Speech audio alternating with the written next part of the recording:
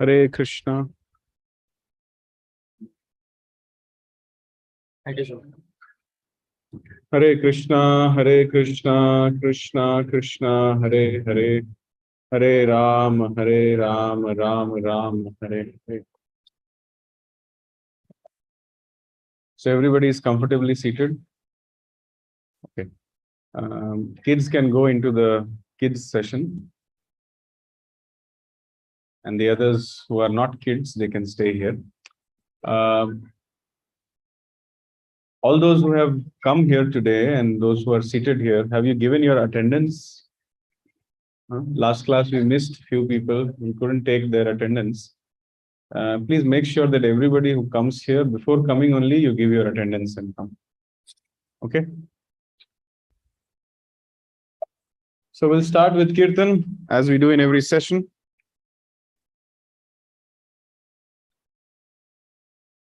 Namo Vishnu Padaya Krishna Pristhaya Bhutale Srimate Bhakti Vedanta Swaminiti Namine Namo Vishnu Padaya. Please louder please. Bhutale Srimate Bhakti Vedanta Swaminiti Namine Namaste Saraswati Deve Gauravani Pracharine Nirvishesha Shunyavadi Everybody. Namaste Saraswati Deve Gauravani Pracharine Nirvishesha Shunyavadi Vashatyadeshatarine Jai Shri Krishna Chaitanya Prabhu Nityananda Shri Advaita Gadadhar Srivasadi Gaura Bhakta Vrinda Jai Shri Krishna Chaitanya Nityananda Shri Advaita Gadadhar Srivasadi Gaura Bhakta Vrinda Jai Shri Krishna Chaitanya Prabhu Nityananda Shri Advaita Gadadhar Srivasadi Gaura Bhakta Vrinda Hare Krishna Krishna Krishna Hare Hare Hare Rama Rama Rama Hare Hare Hare Krishna Krishna Krishna Hare Hare Hare Rama Rama Rama Hare Hare Hare Krishna Krishna Krishna Hare Hare Hare Rama Rama Rama Hare Hare Hare Krishna Krishna Krishna Hare Hare Hare Rama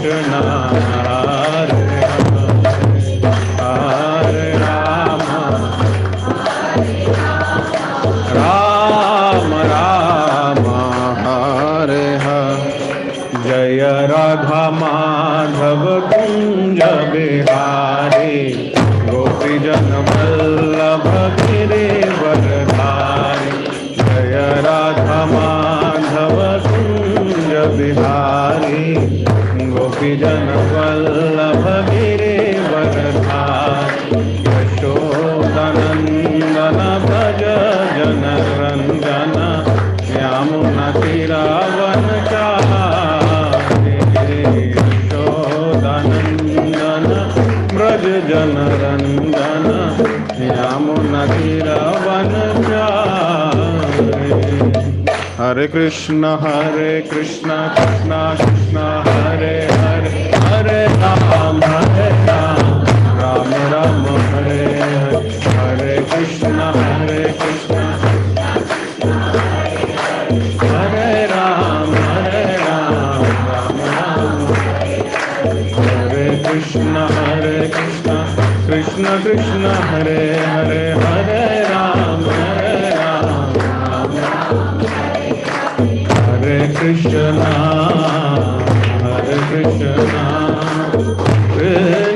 Krishna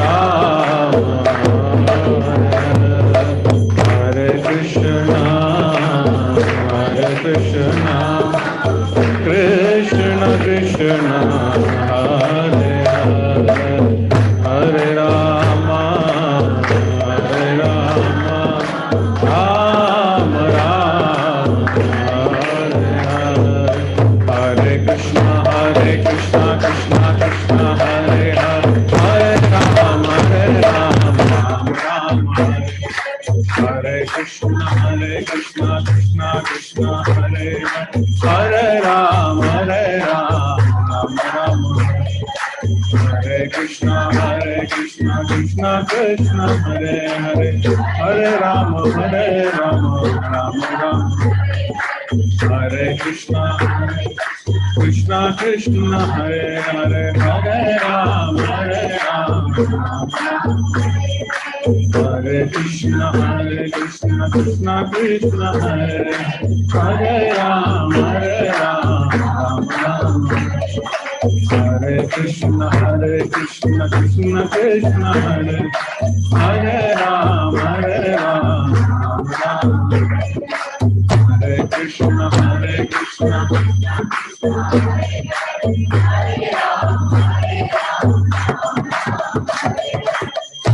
Krishna Hare Krishna Krishna Krishna Hare Ram Hare Krishna Krishna Krishna Hare Hare, Hare Ram Ram Ram Hare Krishna Krishna Krishna Hare Hare, Hare Ram Ram Ram Hare Hare, Jai Jai Prabhupada Jai Srila Prabhupada, Jai Jai Prabhupada Jai Srila Prabhupada.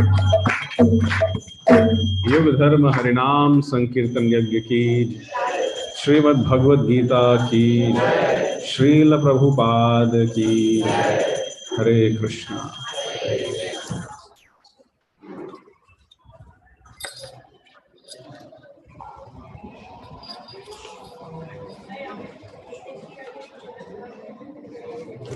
So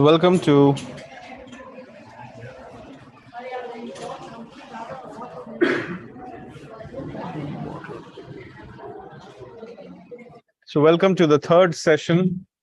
Welcome to the third session of this Gita course. Very happy to meet all of you again. Anybody coming for the first time today? Thank you. Welcome. So just a brief introduction about this Gita course. This is a very non-conventional Gita course. I have studied the Bhagavad Gita under the guidance of my seniors, especially under the guidance of Srila Prabhupada. And having got an understanding of the essence of the Bhagavad Gita, we are trying to explain the importance, relevance, application of the Bhagavad Gita in day-to-day life. We have various problems in life, and how Bhagavad Gita can give spiritual solutions to our material problems. That is the basic selling point or the unique selling point of this Gita course. So it is a thematic study of the Bhagavad Gita, wherein almost in every session, we take a particular theme, and that theme spans across various chapters of the Gita. So we take shlokas from various sections of the Bhagavad Gita and we address that theme. So that is the essence. And that's what we do in this Gita course. Along with that, we teach everybody how to chant the Hare Krishna Mahamantra. We have references, we study references from various scriptures. This is, you'll call it as a Gita course, but then you'll find almost various other scriptures are being referred to in the talks, in the presentations.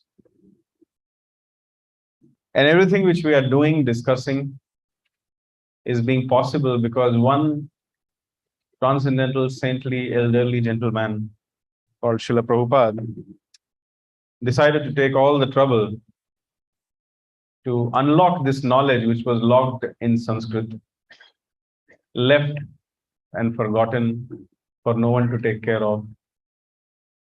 He felt the need to translate it into English, keeping intact the parampara explanations given by the previous acharyas, having the expertise to present it according to the time, place, and circumstances, but at the same time not screwing out some own personal agenda or meaning out of it.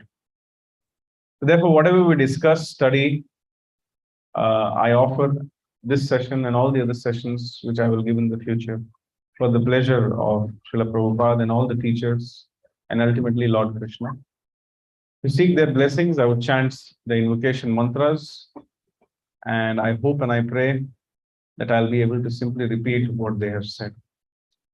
Om Ajnana Timirandhasya Jnananjana Shalakaya Chakshurunmilitam Yena Tasmai Shri Gurave Namaha Shri Chaitanya Manobhishtam Sthapitam Yena Bhutale Swayam Rupah Kadamahyam Dadati Swapadantikam Vandeham Shri Guruho Shri Yuta Padakamalam Shri Gurun Vaishnavanscha Shri Rupam Sagrajatam Sahagana Raghunathanvitam Tam Sajivam Sadhvaitam Savadhutam Parijana Sahitam Krishna Chaitanya Devam Shri Radha Krishna Pada Sahagana Lalita Shri Vishakhantas.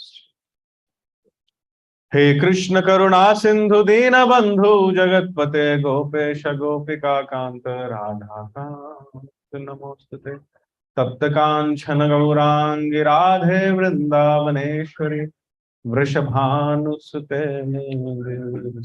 Pranamam Vanchagalpatarubhyascha Kripa Sindhubhya Evacha Patitanam Pavanebhyo Vaishnavebhyo Namo Namaha. Jai Shri Krishna Chaitanya Prabhu Nityananda Shri Advaita Gadadhar Shri Vasadi Gaur Bhaktivinoda Hare Krishna Krishna Krishna Hare Hare Hare Rama Rama Rama Hare Hare. Namo Om Vishnupadaya Krishna Pristhaya Bhutale Srimate Bhaktivedanta Swamin Niti Namine Namaste Saraswata Deve Gauravani Pracharine Nirvishesha Shunyavadi Paschatya Deshatarine Mukam Karoti Vachalam Pangum Langhayate Giram Yat Kripa Tamaham Bande Shri Gurum Dinatarinam Paramananda Madhavam Shri Chaitanya Ishwaram Harihi Om Tat Sat.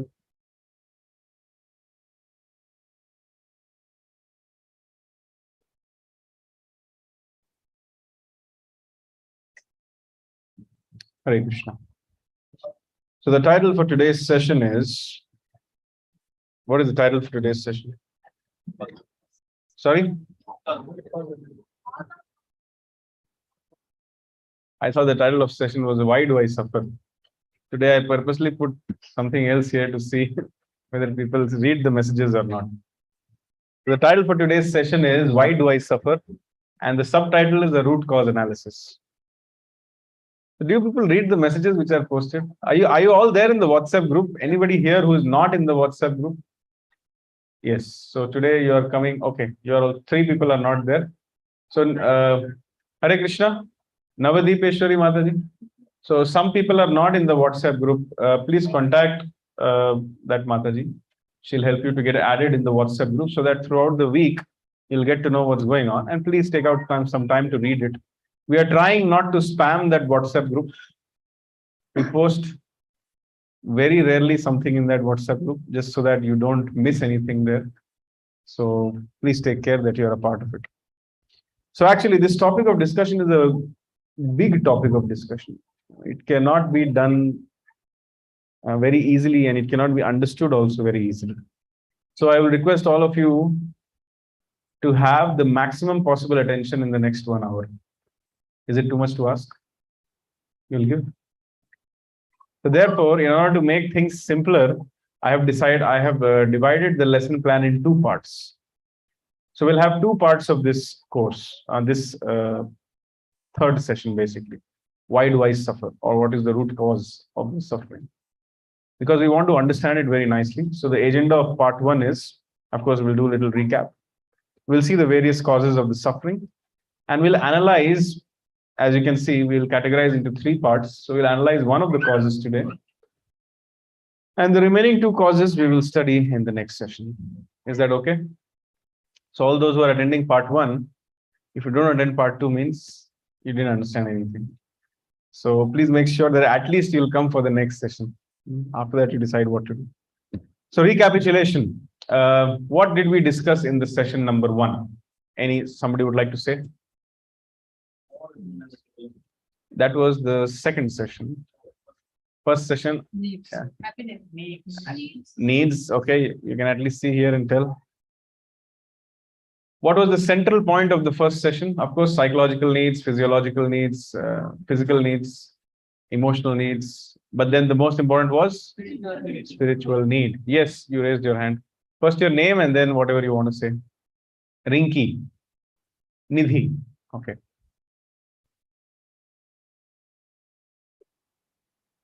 Okay. Okay, our spiritual need will be satisfied only when we become God conscious, Krishna conscious. And when we satisfy our spiritual need, then automatically all other needs are taken care of. This is what you wanted to say? Good. What about, did we discuss something about the dharma of the spirit soul in the session number 1? Can someone tell something about it? Yes. Dharma of the spirit soul. First your name? Prasanna. Prasanna. Dharma of the spirit soul is to serve. Good. So dharma of the spirit soul is to serve. But the reason why the spirit soul is not happy, because the soul is serving. Yes. First of all, the identification of the self is wrong. We are not understanding that we are not the body, we are not the mind, we are not the intelligence, but we are the spirit soul. We are thinking I am man, I am woman, engineer, doctor, Indian, Australian, American, cat, dog. Because of that, we are thinking, because I'm a cat, so the things which will make me happy is something. Because I'm an American, so something else will make me happy. So because of wrong identification of the self, we don't know where to look for happiness. But essentially, we find ourselves serving. Somebody is serving their nation, somebody is serving their state, somebody is serving their city, somebody is serving their lake community. They're trying to revive some lakes. They're doing a good job. Somebody is serving their family, somebody is serving their boss, false ego, bad habits. And the people go to the extreme of when they don't have anybody to serve, then they start serving a cat or a dog. That's what we saw. But the reason why, even after doing so much service, we are not happy, because we are not serving God, we are not serving Krishna. Just like by simply watering the root of the tree, the entire tree is nourished. Similarly, when you have a relationship with God and you try to serve God with love and affection, your entire existence and all your relationships will be nourished. If you have difficulty sitting on the ground, you can sit on chair. That's not at all a problem. But we want you to be attentive. Thank you. So that was session number 1. What did we discuss in the session number 2? Yes, you can say. You were saying something. War is inevitable. Yes. Yes. We are all at war all the time. Anybody, anything else? What else do you remember from the last session? We can revise a few points, please. Yes.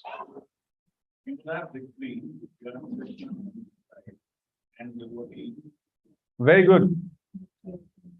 Yatra Yogeshwarah Krishno Yatra Partho Dhanurdharah Tatra Shri Vijayo Bhutir Dhruva Nitir Matir Mama. Wherever there is Krishna, the supreme mystic, and Arjuna, the supreme archer, there will be 4 things: victory, opulence, extraordinary power, and morality. 4 things. So that's a nice point. Yes. We discussed that you can make your home also a holy place. Can you remember in what ways we can make our homes a holy place? Chanting the holy names of the Lord, especially the Hare Krishna Mahamantra, and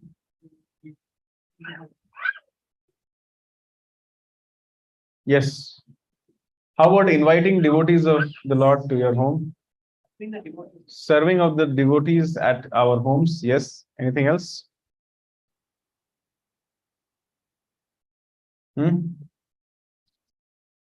How about the point that we should be eager to serve Krishna and not run behind Lakshmi? If you have Narayan, then Lakshmi will automatically follow. But running behind Lakshmi and ignoring Krishna or Narayan is like Duryodhana mentality, a Ravan mentality. I want Sita, but I don't want Ram. So we understood that is not a good mentality. So that was a recapitulation. By the way, today I want to tell you something. Some people will find it humorous. Some people will find it interesting. But these holy names are really powerful. And it's also rewarding. There are around 1,000 centers of ISKCON in the world. Most of the centers of ISKCON, before ISKCON took it, were haunted by ghosts. What is the price of a ghost haunted property? Very less in the market. So this is one of our strategies. We look for a ghost haunted house because nobody wants to stay there. Public doesn't want to stay there. And the owner wants to get rid of it. So we get a very nice deal. And then what we do, we enter the house and then we do very nice Harinam Sankirtan, and the ghosts run away, or most of the ghosts, they get liberated, and then we sit there nicely. So I can give you an example. There was a recent case. It is a recent case, so I'm just telling you. There was one devotee connected to us, but he had a house, a villa kind of a thing in HBR layout. Kacharkanahalli, HBR layout near Manyata Tech Park. So he was not staying there. Now these ghosts get attracted to areas and places which is unclean. So because the house was not taken care of for 1 or 2 years, so some ghosts started staying there. So he decided to come for a month for some vacation or something. So he sent his servant to clean the house. But when the servant got in, he saw crazy things in the house. So he got hospitalized out of fear. So he reported. So that person, he called us. He said that, see, something crazy is happening in the house. Please take care. This much he said, and he cut the phone. And the next day, the key came to the temple. So my seniors and others who were there in the temple, they all took the Mridanga Kantal. They went to that place. They opened the house. They sat down. They did Harinam Sankirtan. They did an aarti, sprinkled the Arghya water everywhere. And then they said everything is fine. And the owner, when we called the owner that, yeah, everything is okay now. He became so happy. He said that, okay, I want you to use that house. I use it for temple purposes, and I don't want the rent. And whenever I come, just give me one room. That's all.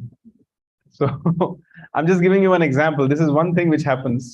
Now that place has become a kind of a hostel, or we call it as a base.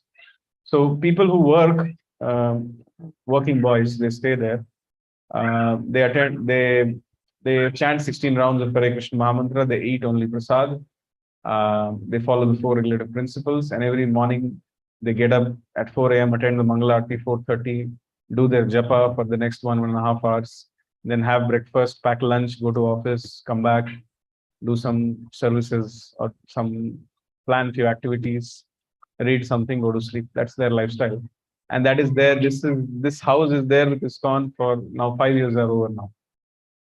So that's the power of the holy name. Simply if you chant Hare Krishna, Krishna Krishna, Hare Hare, Hare Ram, Ram Ram, Hare Hare. It will be amazing, amazing influence in your house. There are, some subtle negativities which are there in the house. When you chant the holy names, everything runs away. Some people put the Hare Krishna Mahamantra plate on the door of their house. That is also a very nice activity to do. Anybody who will pass by your house, he will read that, Hare Krishna. So when you enter the center, you see there is a very big green colored photo with Krishna Balram holding one cow sitting. And in the right hand side, there is the Hare Krishna Mahamantra written. So anybody who passes by sees that mantra. Sometimes people start reading that mantra and pass by. It's very, very important. So in that way, not only you are chanting, but you can make others also chant. You can set your WhatsApp status as Hare Krishna, Krishna Krishna, Hare Hare, Hare Ram, Ram Ram, Hare Hare. That is called preaching. So,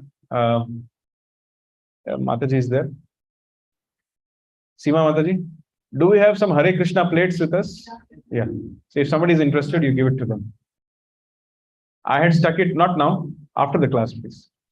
So I had stuck it on my door, and people used to pass by and chant. So it was a kind of preaching. So today, what we are discussing, by the way, before we start the third session, how many of you are liking these sessions? You are happy with it and you want to continue? Those who are coming for the first time, take your time to raise hand. First, listen and understand what it is. Yep. But here, oh, you have attended elsewhere somewhere. Okay, very good. So, those who are not able to come, I don't know why people are not able to come, but those who are coming, I'm very grateful to them.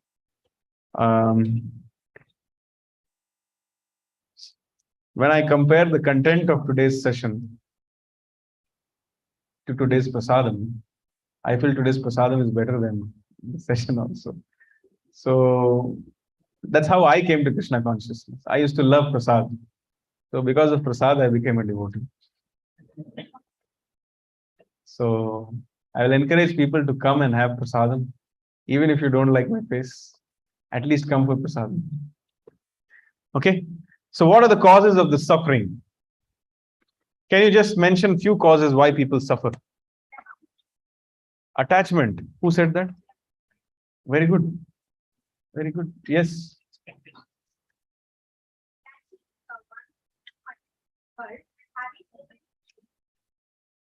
Having many, many wishes. Attachment. Yes. Anything else? Expectations. Wow. No. The ladies here are very dominating. Prabhujis are raising their hand. They're not getting it. Yes, bro. Please, can you tell your name and then your point? Raju? Yes. Karmic reactions coming from many, many lifetimes. That's why we suffer. Yes. Somebody else raised their hand. Prakash. We are suffering because we are trying to keep everybody happy. Yeah. Any other reason why you're suffering? Let's be practical. Yes. More and more money. Wanting the lust to earn more and more and more and more and more so that I can enjoy more and more and more and more and more. But ultimately, that enjoyment is not giving me happiness. It's like scratching an itch. I scratch, I feel good. Next time I scratch, I feel good. Another time I scratch, I feel good. Then the skin comes out.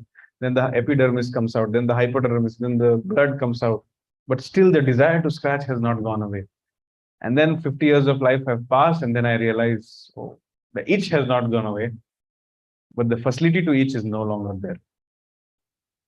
That's why, in old age, people become frustrated. It's not that in old age your desires will go away, but your body will not be able to execute those desires. So imagine you have so many desires, but you're not able to do anything about it. So will you not be frustrated all the time? So therefore, in old age, if you're not absorbed in Krishna consciousness, then you will become a burden to the society, burden on your own family members, and people will say, Buddha marta bhi nahi hai. It's going to happen. I've seen it happening. So either you don't become old, use some anti-aging cream, keep trying. Either you don't become old, or if you want to become old, become a very deeply absorbed personality. You should not look for happiness in anything else except your Japmala and your Bhagavad Gita and Bhagavatam. And if that is not your condition, then I'm telling you for sure, you will be in HELL. That is old age. And many people here are sitting, they are old, they'll agree with me to some degree. So, yes, some other causes of suffering. You had raised your hand. Yeah. Yes, please. Which, what sing? Surendra. Who is speaking? You are speaking? Yeah. Okay. Actually, he had raised. Yeah. Yeah. Devendra. Can you think more about the future? Yes. Cause of suffering is to be anxious about the future. We'll go to Surendra Singh now. Basically, putting the square pegs into the round hole. Square pegs in round holes. Trying to do that. Yeah. That is basically because of ignorance. Lack of knowledge is the cause of suffering. Yes, we'll take two more opinions and then we'll start today's class. Yes, Shantinath. Ignorance is the cause of suffering. Yes, okay, you. Trying to solve everything. Wow. Okay, done. Okay, you have raised your hand now. Subhash. Always saying yes, saying no to nothing.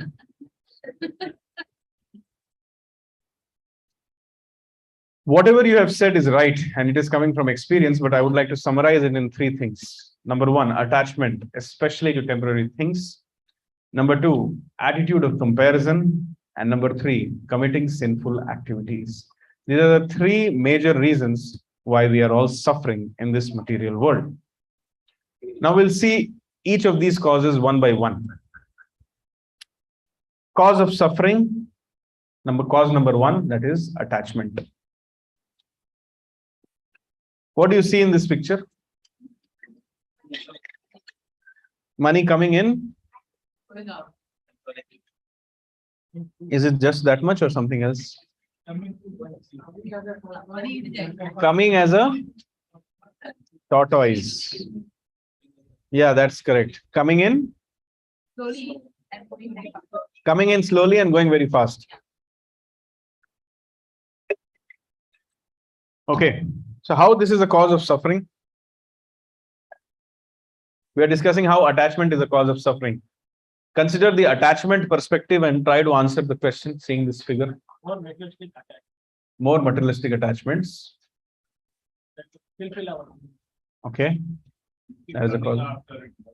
You keep running after it more and more, and the more you run, the more crazy you become. I'll give you an example. How many of you people are, be honest, huh? The camera is not towards you, it's towards me. Now, how many of you are attached to money? You answer for yourself. Don't say everyone. There are some Mahabhagavats sitting here.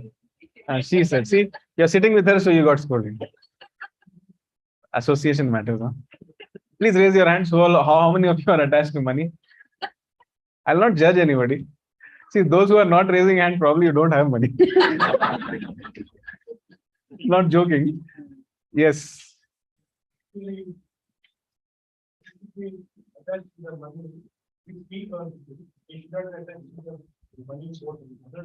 Okay, another opinion. Be attached. Good. Be attached to your money, but the money which you earn, not the money which your neighbor earns or what your neighbor's wife earns. Be attached to the money which you earn, not your brother's money, not your wife's money, not your father's money. But attachment is good, right? Correct? According to Bhagavad Gita, it is not good. Attachment to temporary things is the cause of suffering. I'll give you an example. Suppose you have been informed, a person comes to you, a friend calls you that, see, I'm traveling and I have some cash with me. I don't find a proper suitable place to keep it. So I'll keep it in your house. And after 1 week, when I'll come back to Bangalore, I'll take it from you. So you're willing to help your friend. So you take that money, let's say 50 lakhs. So you take that 50 lakhs and keep it with you. And after 1 week, your friend comes smiling to you and takes it away and goes back. How will you feel?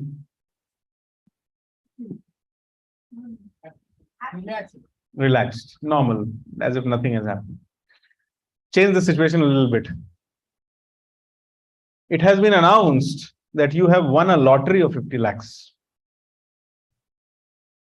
And then the money comes to you. And you kept it in your almirah. And you start thinking this money is mine.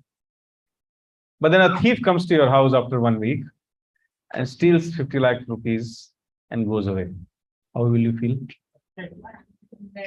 Sorry? Frustrated, sad. Sorry? Angry. Find the thief. Go and steal his house now. All planning went to waste. This is a big one.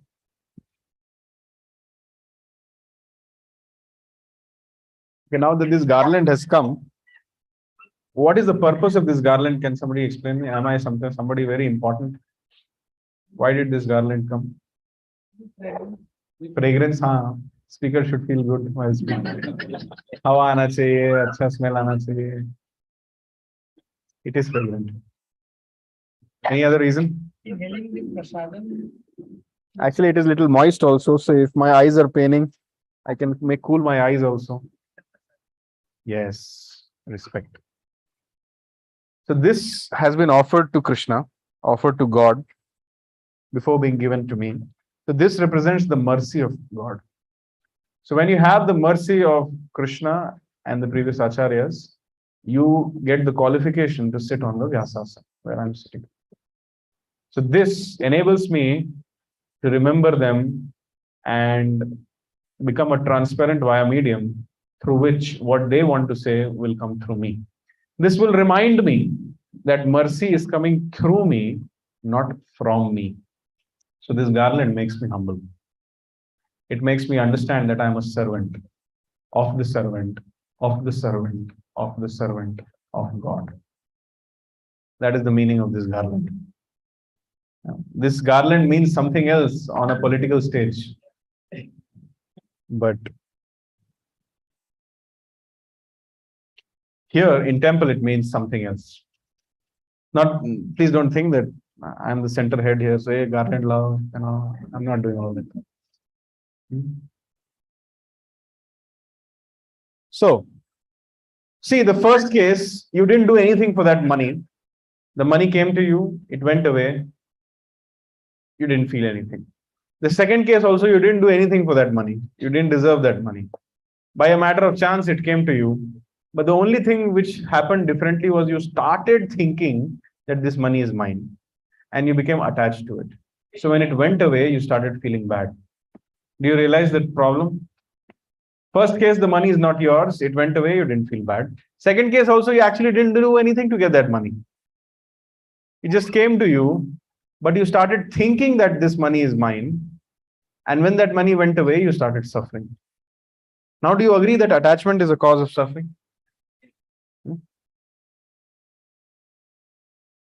So, that which is happening with money happens with various other things in life. Because we get attached to them, so that's why we suffer. So, important things to understand. Arjuna's first argument was, how can I punish my own family members? Arjuna fought so many battles and slaughtered so many people in battle.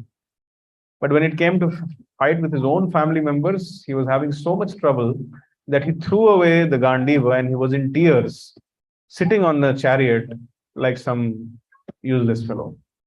Why was that happening? Attachment. So Krishna's instruction starts with the way to deal with attachment. First of all, we need to understand what is temporary. And then we have to understand that who are we? Are we permanent? We are spirit souls, and we need to act on the spiritual platform. Then only we can be actually away from unnecessary attachments. I gave the example of a policeman in the previous session. Suppose if a policeman is informed that your brother has been caught stealing, but if the policeman says, oh, because he is my brother, so I will not punish him. Is that fair enough? Similarly, when it came to fight with his own family members, he was denying to fight with them, giving the reason that they are my family members. Was that fair enough? In both cases, people are attached, and that attachment is the cause of suffering. So therefore, the second chapter of the Bhagavad Gita is primarily based on how to break this attachment. Sometimes we hear that such and such person in my family has died, and now I'm suffering so much. I can't stop thinking about that person. So my advice to them is that read the second chapter of the Bhagavad Gita. If you find many unnecessary attachments in your life, read the second chapter of the Bhagavad Gita at least 2 times, and you'll see some magic transformation of heart. You'll feel like you're being uplifted from the materialistic plane to the spiritual plane. The second chapter of the Bhagavad Gita, the name of that second chapter is the summary of the Gita. So actually the second chapter is the full summary of the Bhagavad Gita. So if you want to read just one chapter and understand the essence of Gita, read the second chapter. So, and in second chapter, Krishna brings in the concept of soul and body. And that is the first lesson given by Lord Krishna. Understand who you are. Don't be attached to temporary things. Come on the platform of spiritual life. Now, how many of you agree that attachment is a cause of suffering? Please raise your hands. After this much discussion, don't feel pressure. If you don't agree, don't raise your hands. I just want to see, okay, who all do not agree that attachment is a cause of suffering? Okay.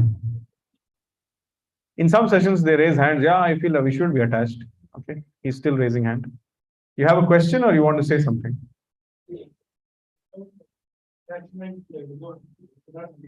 I'm coming to it. This is your point. Just hang on. This is exactly what you are discussing. Without attachment, we cannot prosper in any domain. If I'm not attached, how can I function?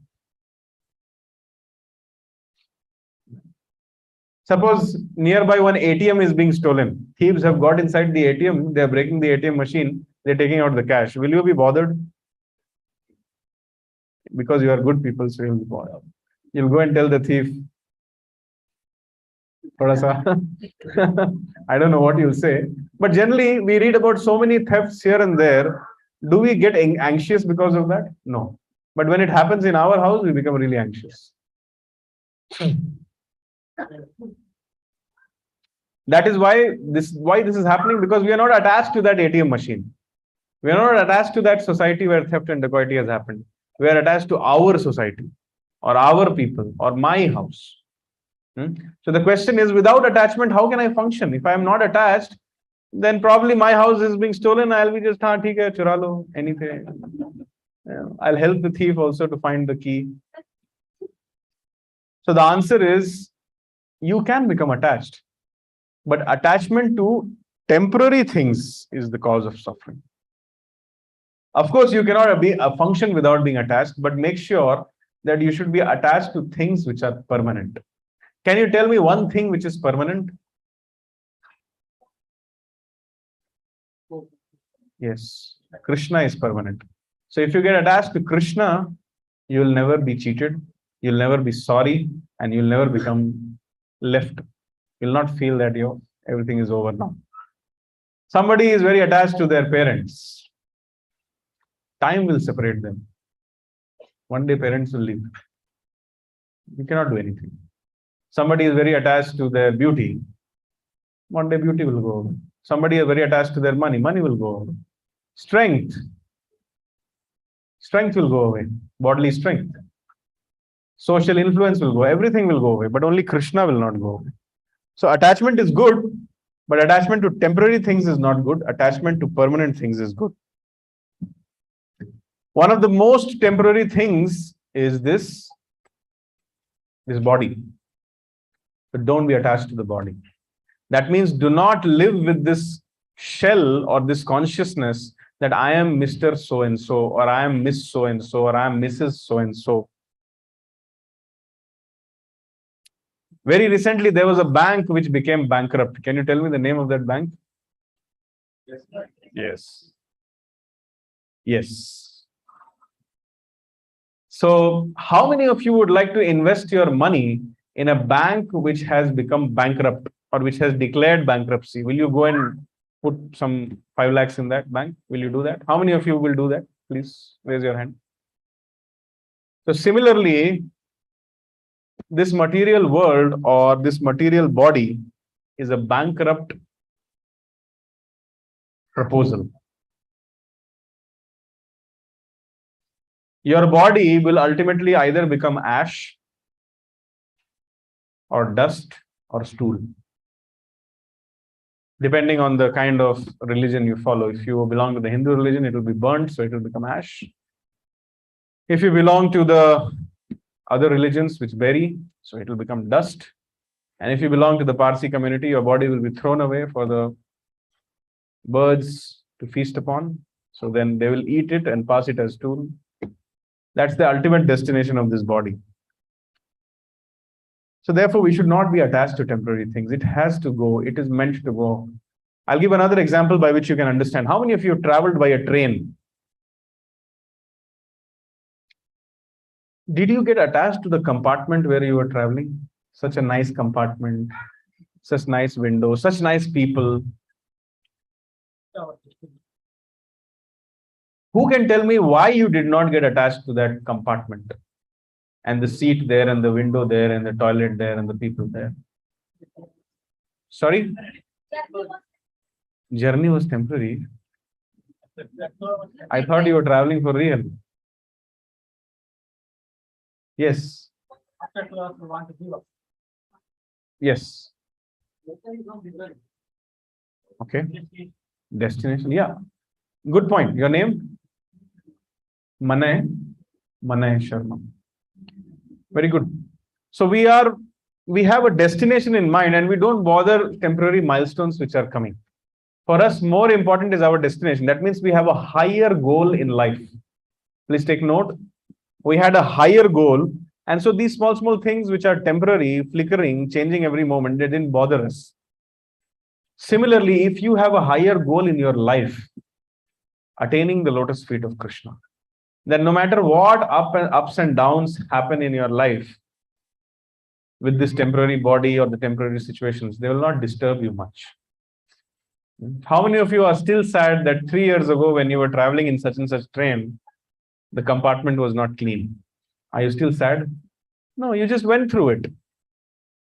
Just like you pass over a bridge, you sit in a train. Similarly, you have to pass through this life, having that higher goal in mind. But if you do not have a higher goal in mind, then you will be crying for petty things.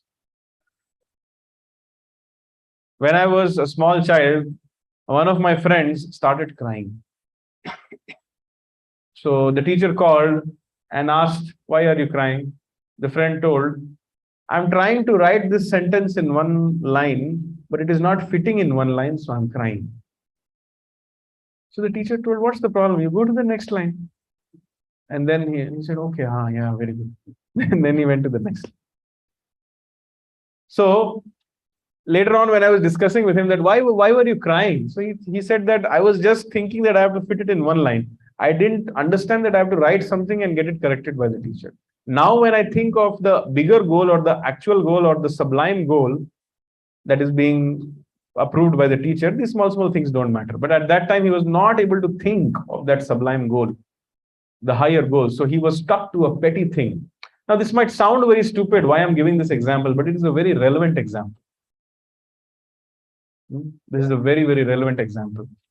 So attachment to temporary things is the cause of suffering. So the ABCD of spiritual life is to understand that you're not the body, you're the spirit soul. If you have not understood this, consider yourself as a beginner. Understanding this theoretically is not enough. You have to understand it and act according to it. I repeat, understanding this theoretically is not enough. You have to act according to it and live according to it. Then your spiritual life will begin. But if you're not able to do this, understand that you are a neophyte, you're a beginner, you're an ignorant person. So therefore, Krishna explains this. Dehinosmin yatha dehe kaumaram yauvanam jara tatha dehantara praptir dhiras tatra namuhyati. As embodied soul continuously passes in this body from boyhood to youth to old age, the soul similarly passes into another body at death. A sober person is not bewildered by such a change. Dhiras tatra namuhyati. Dhira. The goal of life is to become a dhira. Not be bewildered by changes which are happening, but understand that change is the law of the nature.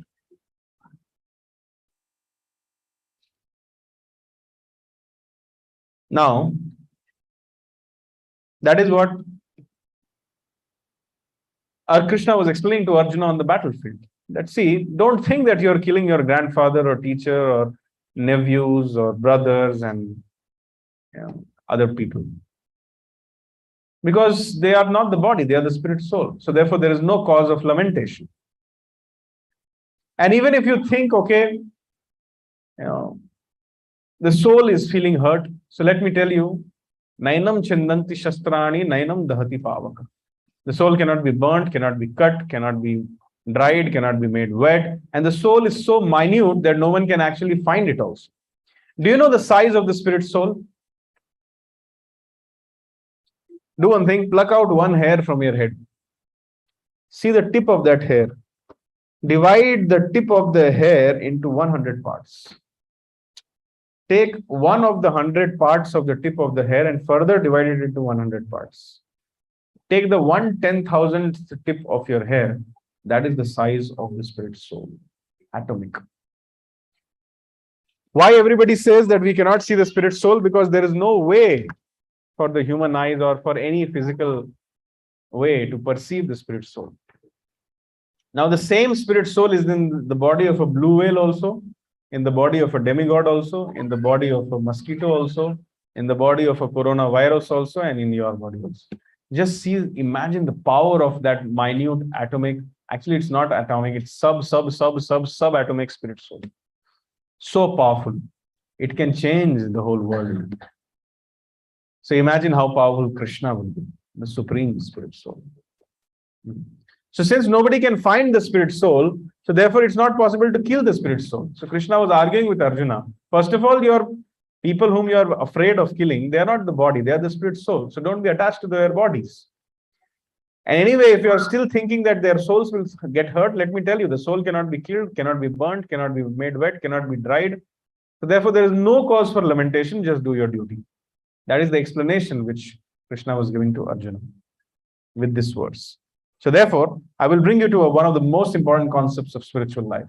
We all have three kinds of body. How many? Can you tell me what are the three kinds of body we have? Gross body, subtle body, spiritual body. What is gross body? That which you can see, feel, and perceive is called gross body. Can you see my mind? Until I open my mouth, will you be able to understand I am an idiot or an intelligent person? Therefore, it's better to keep quiet. So you cannot see my mind, you cannot see my intelligence, so therefore it's called subtle body. But just because you cannot see it, does it mean that I don't have it? Do I have an intelligence? Do I have a mind? But you cannot see it. Therefore, it's subtle. And similarly, there is something called a spiritual body. So we all have a gross body, subtle body, and spiritual body. Gross body changes, but subtle body contains the samskaras, and those samskaras or desires, the subtle body wraps the spirit soul and takes it to another body after death. That is called transmigration of the spirit soul. Suppose if I put some rose flowers here and I switch on the fan, the aroma of the rose flowers will reach all of you. But can you see that? You can only experience it. So similarly, the subtle body, when someone dies, the gross body, the kachara, remains here. But the subtle body of that person takes the spirit soul into another body by the coordination and superintendence of the higher laws of material nature, also called as demigods. Daiva Nitrena. Everything is handled perfectly and everything is under control of Krishna. Now, what is liberation? When your gross body remains here, when your subtle body remains here, only when your spirit soul comes out and goes back home, back to Godhead, that is called liberation. And when your spirit soul is not liberated, still your mind has overpowered, your intelligence has overpowered, your desires have overpowered, and you have not been able to think of Krishna at the time of death, then that subtle body goes with you to your next life. That is why we see sometimes people remember their past lives also. We see some child prodigies, 3-year-old child playing piano like anything, as if they've had millions of years of practice. So that's called subtle body. Now, let's read more about the gross and the subtle bodies.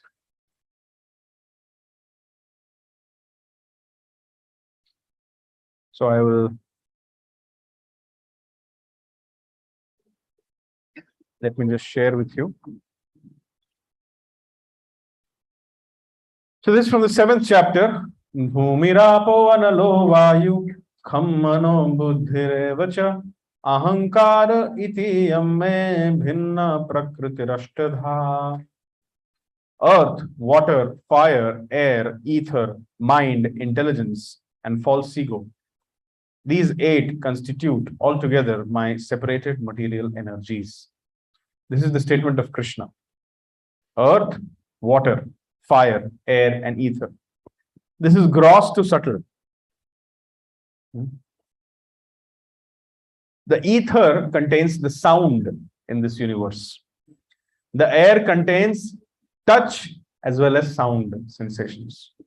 The fire contains sound, touch, and sight. You can see the fire also. Similarly, water contains sound, touch, sight, as well as taste. Can you taste fire? But you can taste water. And earth contains all these things. That is sound, touch, sight, taste, and something extra in earth that is not there anywhere else, that is smell. You can smell it. Do you know that all the smells, all fragrances come from earth? That's why when you put the seed of a rose plant, then the smell of the rose fragrance comes from earth. The smell of jasmine comes from earth. The smell of everything which you see, all different fragrances, it comes from earth. So this is the gross to subtle: earth, water, fire, air, ether, mind, intelligence, and ego. So mind is further subtle than ether. And Krishna says that everything which you see from the gross to subtle is my energy. So now if I'll give you an example, I have a car. In whose service this car should be used? Suppose if I have a car, let me make the question more simple. And there is a driver for that car. And the driver starts thinking, wow, this is my car, such nice car. Let me go away with it somewhere. What is going to happen to the driver? Sorry? He'll be fired. He'll be punished. Why? Why will he be punished? He had the car, he went away with it. He is not the owner. So similarly, Krishna is saying, earth, water, fire, air, ether, mind, intelligence, and ego, they are my separated material energies. Now, whatever you see around you, does it fall in this category? Look at this remote. Combination of earth, intelligence, water, and fire. Correct? Nothing but the combination of the existing basic, gross, and subtle elements. Now, Krishna is saying earth, water, fire, air, ether, mind, intelligence, and ego are his energies. So, if I have just used some of the elements, a little bit of intelligence, and I've made something, and if I start claiming I have invented it and therefore I'm entitled to enjoy with it for the rest of the life, then what will happen to me? I will be punished by the laws of material nature. So, therefore, I say that bhakti or Krishna consciousness is common sense actually. If everything belongs to God, then it has to be used in the service of God. That's all. If the driver has the car and if the driver uses it in the service of the owner and makes the owner happy, then the owner might as well say, Le jao, go and drive, be happy with it, come back in 2 hours. Possible, right? Similarly, if we read in the previous session that Krishna is the supreme enjoyer, Bhoktaram Yajnitapasam Sarvalok Maheshwaram. So if we cooperate in the enjoyment of Krishna by offering all these elements to Krishna, then we will be able to actually, in the enjoyment of Krishna is our enjoyment. When Krishna becomes happy, then we become happy. Are you able to follow this point? Just like the driver of the car will be happy when he makes the owner happy. If the owner is happy, then the driver will be also happy. He'll get nice salary, he'll get everything nice. So similarly, if you make Krishna happy by offering all these 8 things to him, then actually you will be happy. So I am going to say something very deep, and let me see how many of you will understand. The real self is Krishna. Did you understand? The real self means me. So the real self is Krishna. Are you able to understand? With this shloka in mind, if I'm actually pleasing Krishna, then in pleasure of Krishna is my pleasure. And in distress of Krishna is my distress. This consciousness is called Krishna consciousness. And the real self is God. The real I is God. In fact, if there is anybody in the entire creation who has the right to say I, it is God. That is why we say God is great.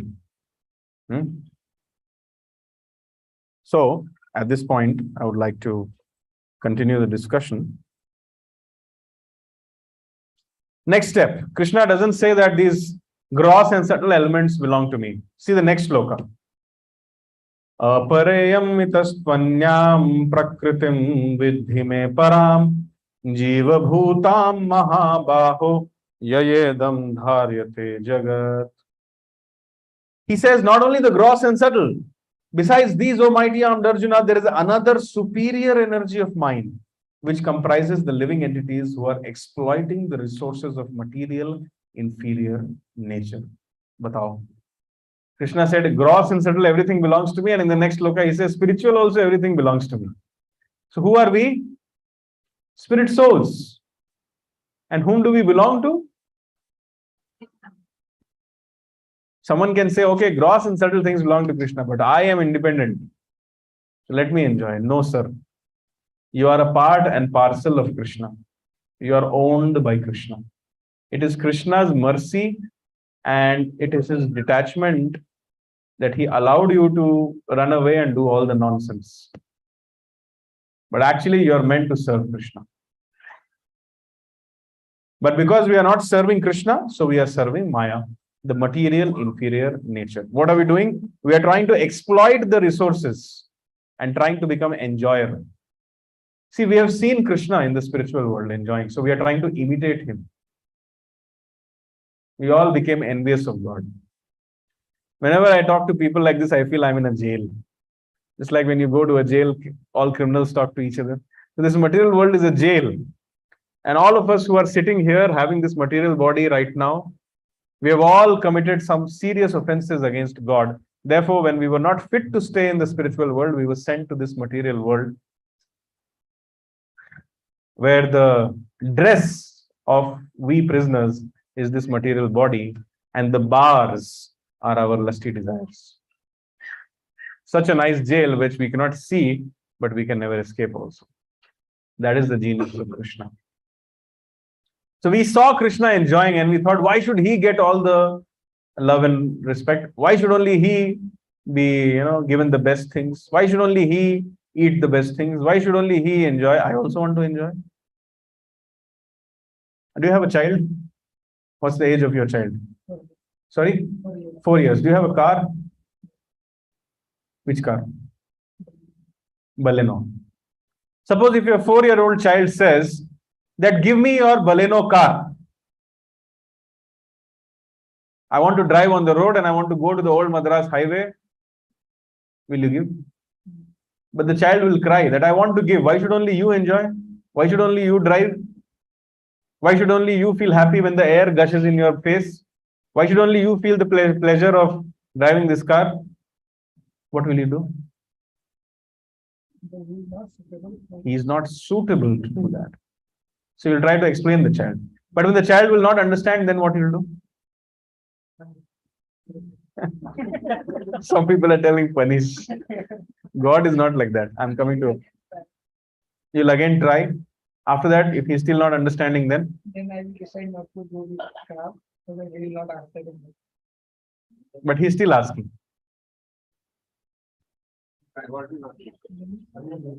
How about giving him a toy car? A toy Baleno in which he can sit and feel happy. At least for some time it will solve the problem. Yeah. That's what God did with us. You understand your child is not suitable to be the enjoyer on the road with your Baleno car. So therefore, constitutionally speaking, see, this case is not any analogy which we give cannot be stretched unlimitedly. That is logic. How many students of logic here? Nobody. So logic means any analogy which you use. What is an analogy?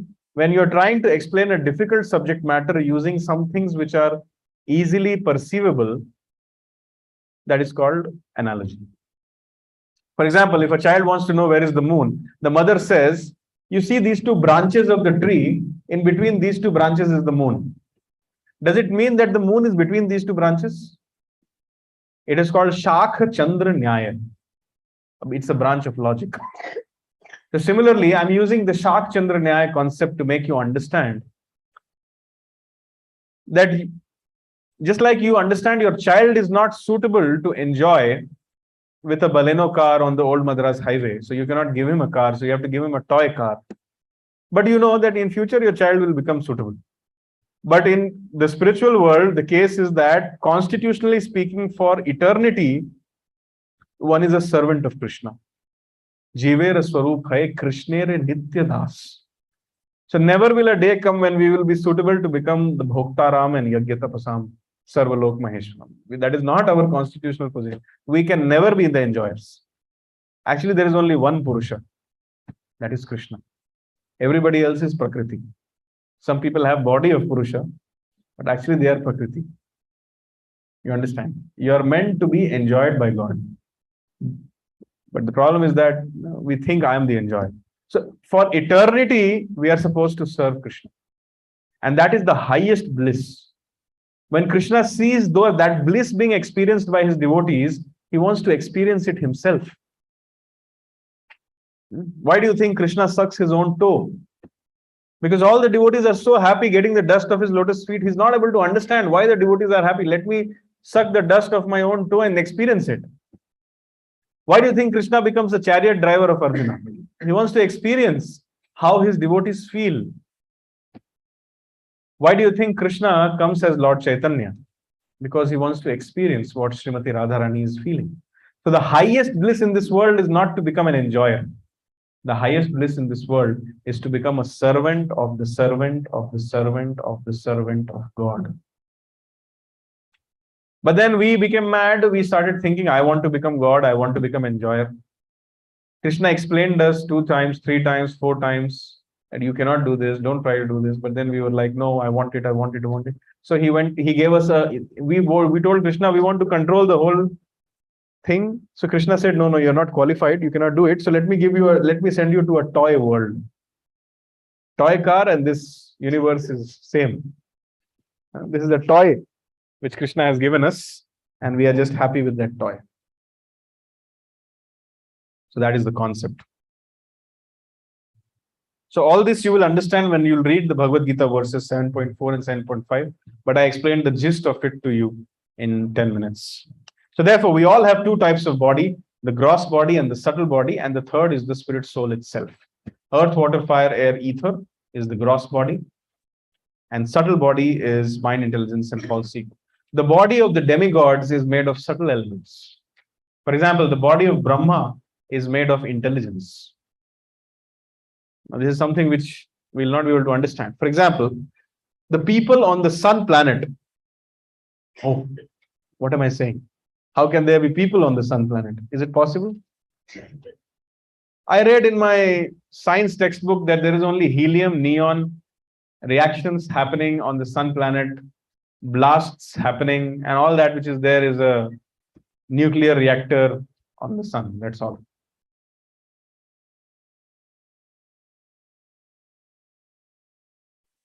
Krishna tells in the Bhagavad Gita that the jiva or the spirit soul is sarvagata. That means the spirit soul is there on land, in water, in air, in ether, and also in fire. There is something called as fire bacteria. Did you know? So therefore, the idea that if I'm using some knife or some spoon, if I put it in fire, then it will become sterilized, it is not correct. There are certain living entities which live in fire. There is something called as volcanic eruptions. If you see that volcano lava, which is at 1500 degrees centigrade, you will find living entities in that. But if you further decrease the temperature of that lava, the living entities will die. That means they are tuned to live at 1500 degrees centigrade. So is it very difficult to believe that there will be some living entities on the sun planet living at 40,000 degrees centigrade also? Very difficult to believe. Otherwise, how did Kunti become pregnant with Karna? You tell me. Karna is the son of sun. Now, sun can come and make someone pregnant and go. What more proof do we want? Throughout the Mahabharata and throughout the various interactions, Imam Vivasvate Yogam Proktavan Aham Abhyayam. Vivaswan, every planet has a presiding deity. So the name of the leader or the deity, presiding deity of the sun planet, the name is Vivaswan. And Krishna told, I told this Bhagavad Gita in the beginning of creation to Vivaswan. That means Krishna was there on the sun planet and he told this Bhagavad Gita to Vivaswan. Vivaswan gave it to Manu, Manu gave it to Ikshvaku. In the dynasty of Ikshvaku, Lord Ram took birth. And like that it continued. And this knowledge was meant for administrators, kings. Some people say Bhagavad Gita is only meant for those people who shave their head. Bhagavad Gita was actually meant for kings and administrators, Raj Rishis. They were supposed to learn the Bhagavad Gita and rule the kingdom according to it. But that chain of disciplic succession was lost. Hare Krishna. So when the chain of disciplic succession was lost, Krishna came to himself establish it. The point is that life is there everywhere. According to Srimad Bhagavatam, there is Ganges on the sun, there is Yamuna on the sun, there are palaces on the sun, there are people on the sun, there are scriptures on the sun. Only the combination of these gross body elements is different. The combination of earth on people of earth is higher. The body is primarily made of earth. But on sun planet, the body is primarily made of fire. So similarly, the body of Brahma in Brahmalok is only made out of intelligence. This is the understanding. The higher you go in the material world, the more subtle your body keeps becoming. And above the material world, everything is spiritual. Now, I will discuss something very important. What do you see in the figure? Sometimes it's hard to open your hand, but you need to. So this is why I'm showing this photo, because I want to discuss the highest and the most subtle element, false ego. So subtle.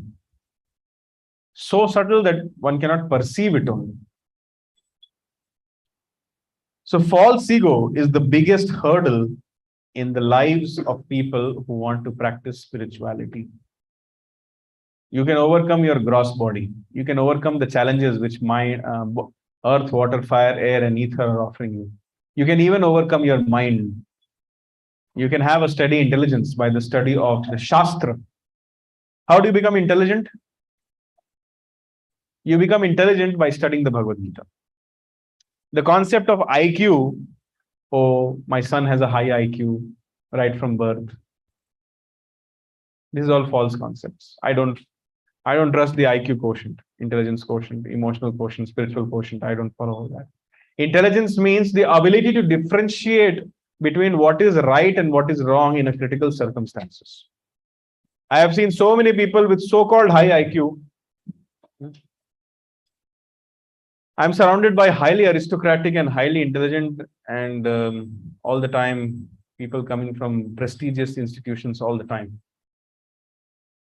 And they say they have the high IQ, they've done this, they've done that, this award, that award, earning this much, writing this paper. But I ask them a simple question. Are you able to differentiate between what is right and what is wrong in a critical circumstance? Very few people say yes. That means they are not intelligent. Intelligence does not mean earning a lot of money. Intelligence does not mean writing beautiful algorithms. Intelligence does not mean winning a Nobel Prize by coming up with a nice theory for economic development. Intelligence means, can I differentiate what is right and what is wrong in a critical time? That's all. We have seen CEOs, I'm talking about Bangalore. We have seen CEOs in Bangalore having so many degrees, but involved in scandalous incidents. I feel the better than that CEO is a peon or a chaprasi or a chowkidar or a security person of that company who knows what is right and what is wrong in a critical time. What's the point of your double degree if you cannot control your senses? So one of the primary signs of intelligence is sense control and good character. If you do not have these two things, you're a monkey. Have you seen monkeys jumping from one branch to another branch? And every monkey has at least 12 mates, wives. So therefore, those who cannot control their senses and those who do not have a good character, they are not intelligent. They may have a good IQ, EQ in the paper, but they're all fools, idiots. So, mind can be controlled, intelligence can be controlled. But how do you control your ego, Baba? So subtle. So subtle. The whole Bhagavatam is filled with people who are extremely great, exalted personalities, but got stuck because of their ego. Do you agree that false ego is a real problem? Actually, it is the serious problem of life, false ego. How many of you agree that false ego is a serious problem? Bhagavad Gita 2.18. Antavanta ime deha. You can recite with me. Antavanta ime deha. No, I'll recite, then you follow. Antavanta ime deha nitya shoktaha sharirinaha anashino prameyasya tasmad yuddhasva bharata. The material body is indestructible, immeasurable, and the eternal living entity is sure to come to an end. Therefore, fight, O descendant of Bharata. So Krishna is telling,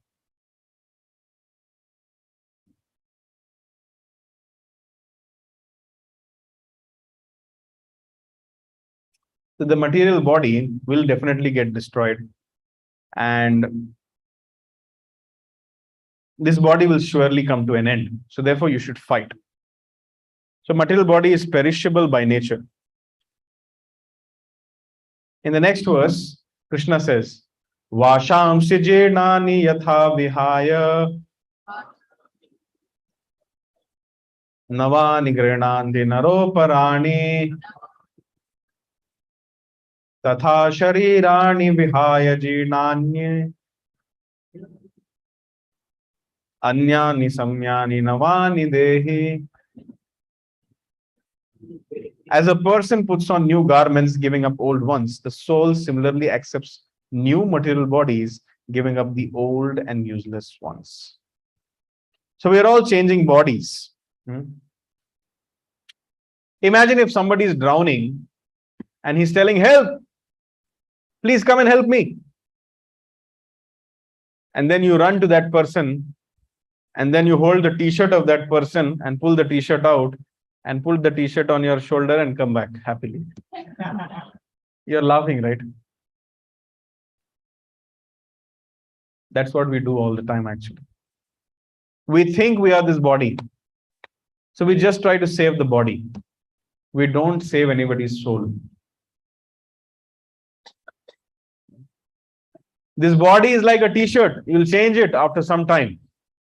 Did you know, chemically and biologically speaking, you change each and every cell of your body in 7 years. So if your age is 14, you have changed your body twice completely at the cellular level. What's your age? 39. You've changed your body 5 times. 5 times. And after 3 years, you'll change another. But do you think you are the same person?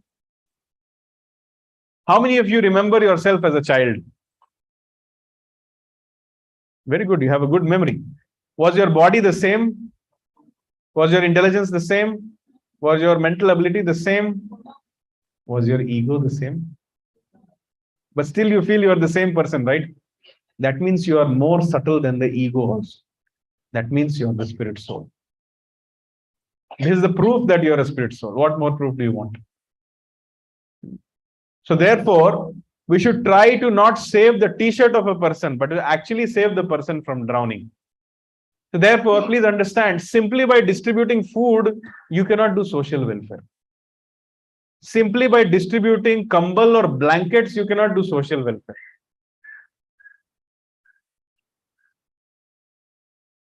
Simply by cleaning the Ganges, that is not social welfare.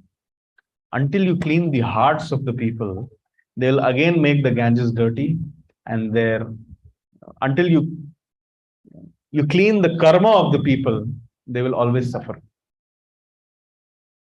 So distributing food, distributing blankets, opening hospitals, good job. You should do it. But that is not the highest social welfare. The highest social welfare is to connect people to God. Until you remove the lust from the hearts of people, until you remove the anger, illusion, enviousness, attachments from the hearts of people, they can never be happy. You can feed them once, that will solve their hunger for 2 hours. But what about their karma? What about their nature? If you keep the people as they are without reforming their character, how can you do social welfare? I repeat my question. If you keep the people as they are and aid them or encourage them in their sense gratification without reforming their character, how can you call this as social welfare? It is not possible. It is an illusion.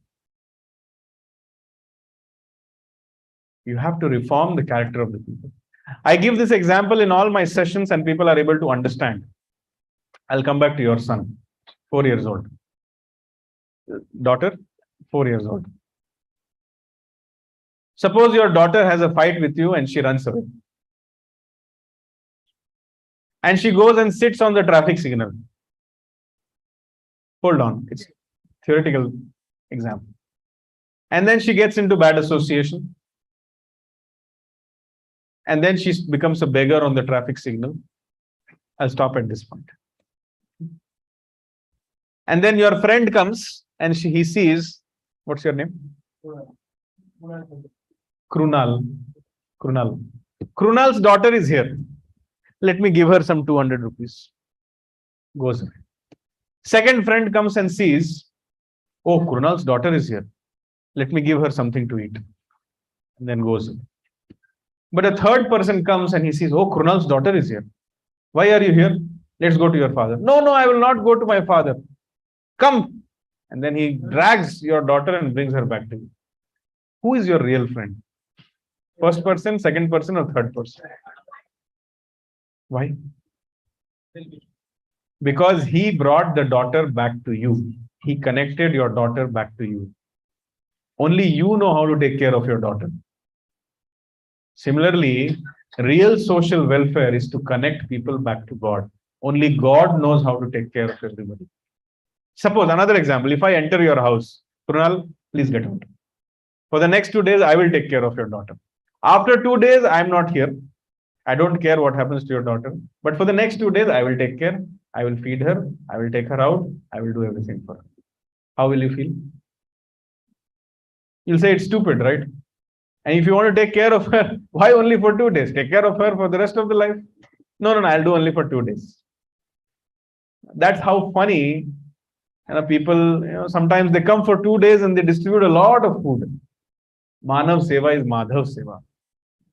They speak like this and they distribute a lot of food. But are they providing for that person for the rest of eternity? Who is providing? God is providing. Even if you don't go and distribute, God will provide. Did you start some Panchvarshya Yojana to provide food to all the ants in Kanamangala? Are you taking care of the blue whales in the ocean who are opening their mouth 5 times a day and eating 300 tons every time? Did you provide food to the elephants? Did you provide food to all the lizards? Who is providing? Can he not provide 2 rotis to your daughter without you opening a separate Panchvarshya Yojana?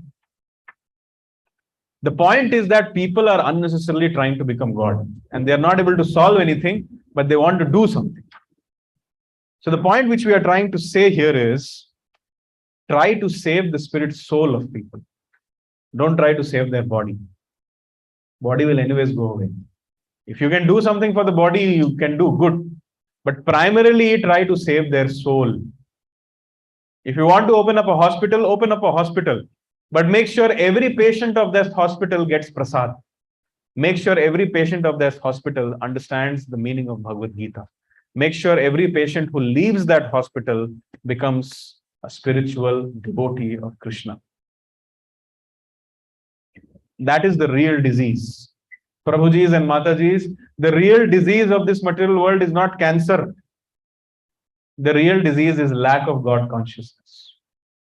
If you solve this problem, everything else will be taken care of. But if you do not solve this problem, you will always be in scarcity.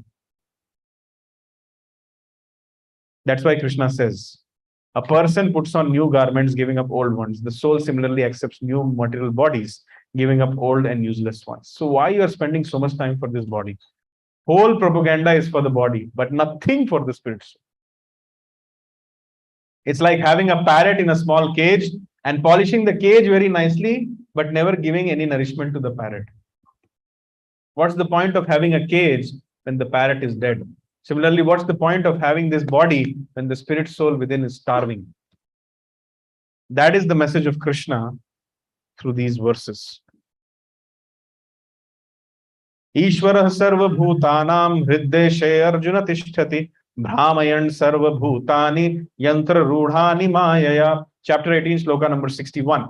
The Supreme Lord is situated in everyone's heart, O Arjuna, and is directing the wanderings of the living entities who are seated on a machine made of material energy. So this body is a yantra, machine made out of material energy. So body is just a vehicle and nothing else. And these vehicles are of different types. Suppose you are sitting in a bicycle and you are sitting in a Baleno and you are trying to go to some place. You are the same person, but when you use a cycle, your journey is different. Your experiences are different. And when you sit in a Baleno and go to that destination, your experience is different, your speed is different, your journey is different. But does it change you as a person? You're the same person, right? Taking a bicycle sometimes, Baleno sometimes. Similarly, different bodies have different capacities. In the body of a demigod, you are able to do sense gratification in a different way. In the body of a human being, you are able to do Indriya Tripti in a different way. And in the body of a dog, you are able to do Indriya Tripti in a different way. But then you as a spirit soul, you remain the same. The problem starts when you start thinking, I'm the body, I'm a dog, I'm a pig, I'm a demigod, I'm a human being. That is the problem. So material nature fashions different material bodies or yantras based on our thought process, whatever we have thought at the time of death, whatever we deserve according to our karmic reactions. Do you know something about the laws of karma? Did I tell you that if you think of your wife at the time of death, what's going to happen? Did I tell you? If your husband thinks about you at the time of death, it's very cute, right? But next life, he'll become a woman. Yeah, that's very good, right? Yeah, very good. Yeah. See, I'm a very open person. I don't want to speak things which are very relevant to the society. The difficulties which a woman goes through or a soul goes through in a woman body is too much compared to the freedom which a soul in a man's body has. Am I wrong or am I right? Yes. So given a choice, why should I accept a woman's body? The Vedic system allows a man to take sannyas. But that is not appropriate for a woman, according to the Vedic system. Of course, some women will say Vedas are wrong, Vedvyas is wrong, Krishna is wrong, everybody is wrong, Bhagavad Gita is wrong. Why? Because I'm a woman. So in my classes, I do not entertain such points. The reality is the reality. There is a natural difference between the body of a male and a female, and they are meant to do different things. If males try to become equal to women, or if women try to become equal to men, that's a very stupid proposition, according to me.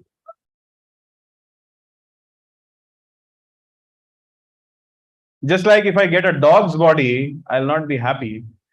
Just like if a demigod gets a human's body, they'll not be happy. So a man getting a woman's body is not a very happy situation. A woman's body is physically weaker. You cannot experience that amount of strength.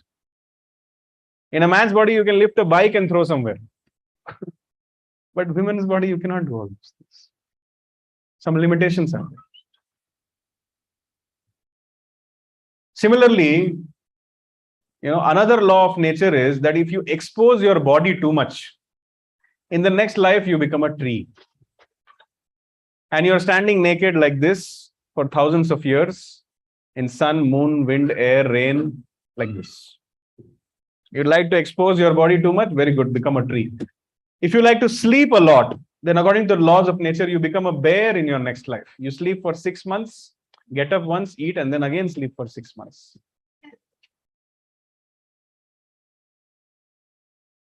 If you eat very indiscriminately, Krishna has told what to eat, what not to eat in the Bhagavad Gita. If you eat very indiscriminately, then in your next life you become a hog or a pig.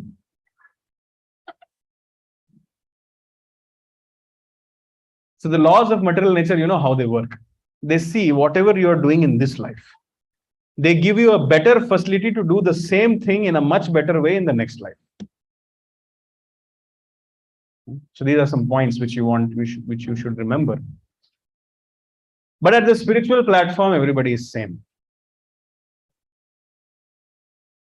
Materially speaking, physically speaking, there is difference between demigod, human being, pig. There is difference between man and woman. But once you come to the spiritual platform, man is the same, woman is the same, demigod is the same, human being is the same. So on, that's why I say men and women on the spiritual platform are the same. Bolna padta hai. Because it's the fact. It's the fact.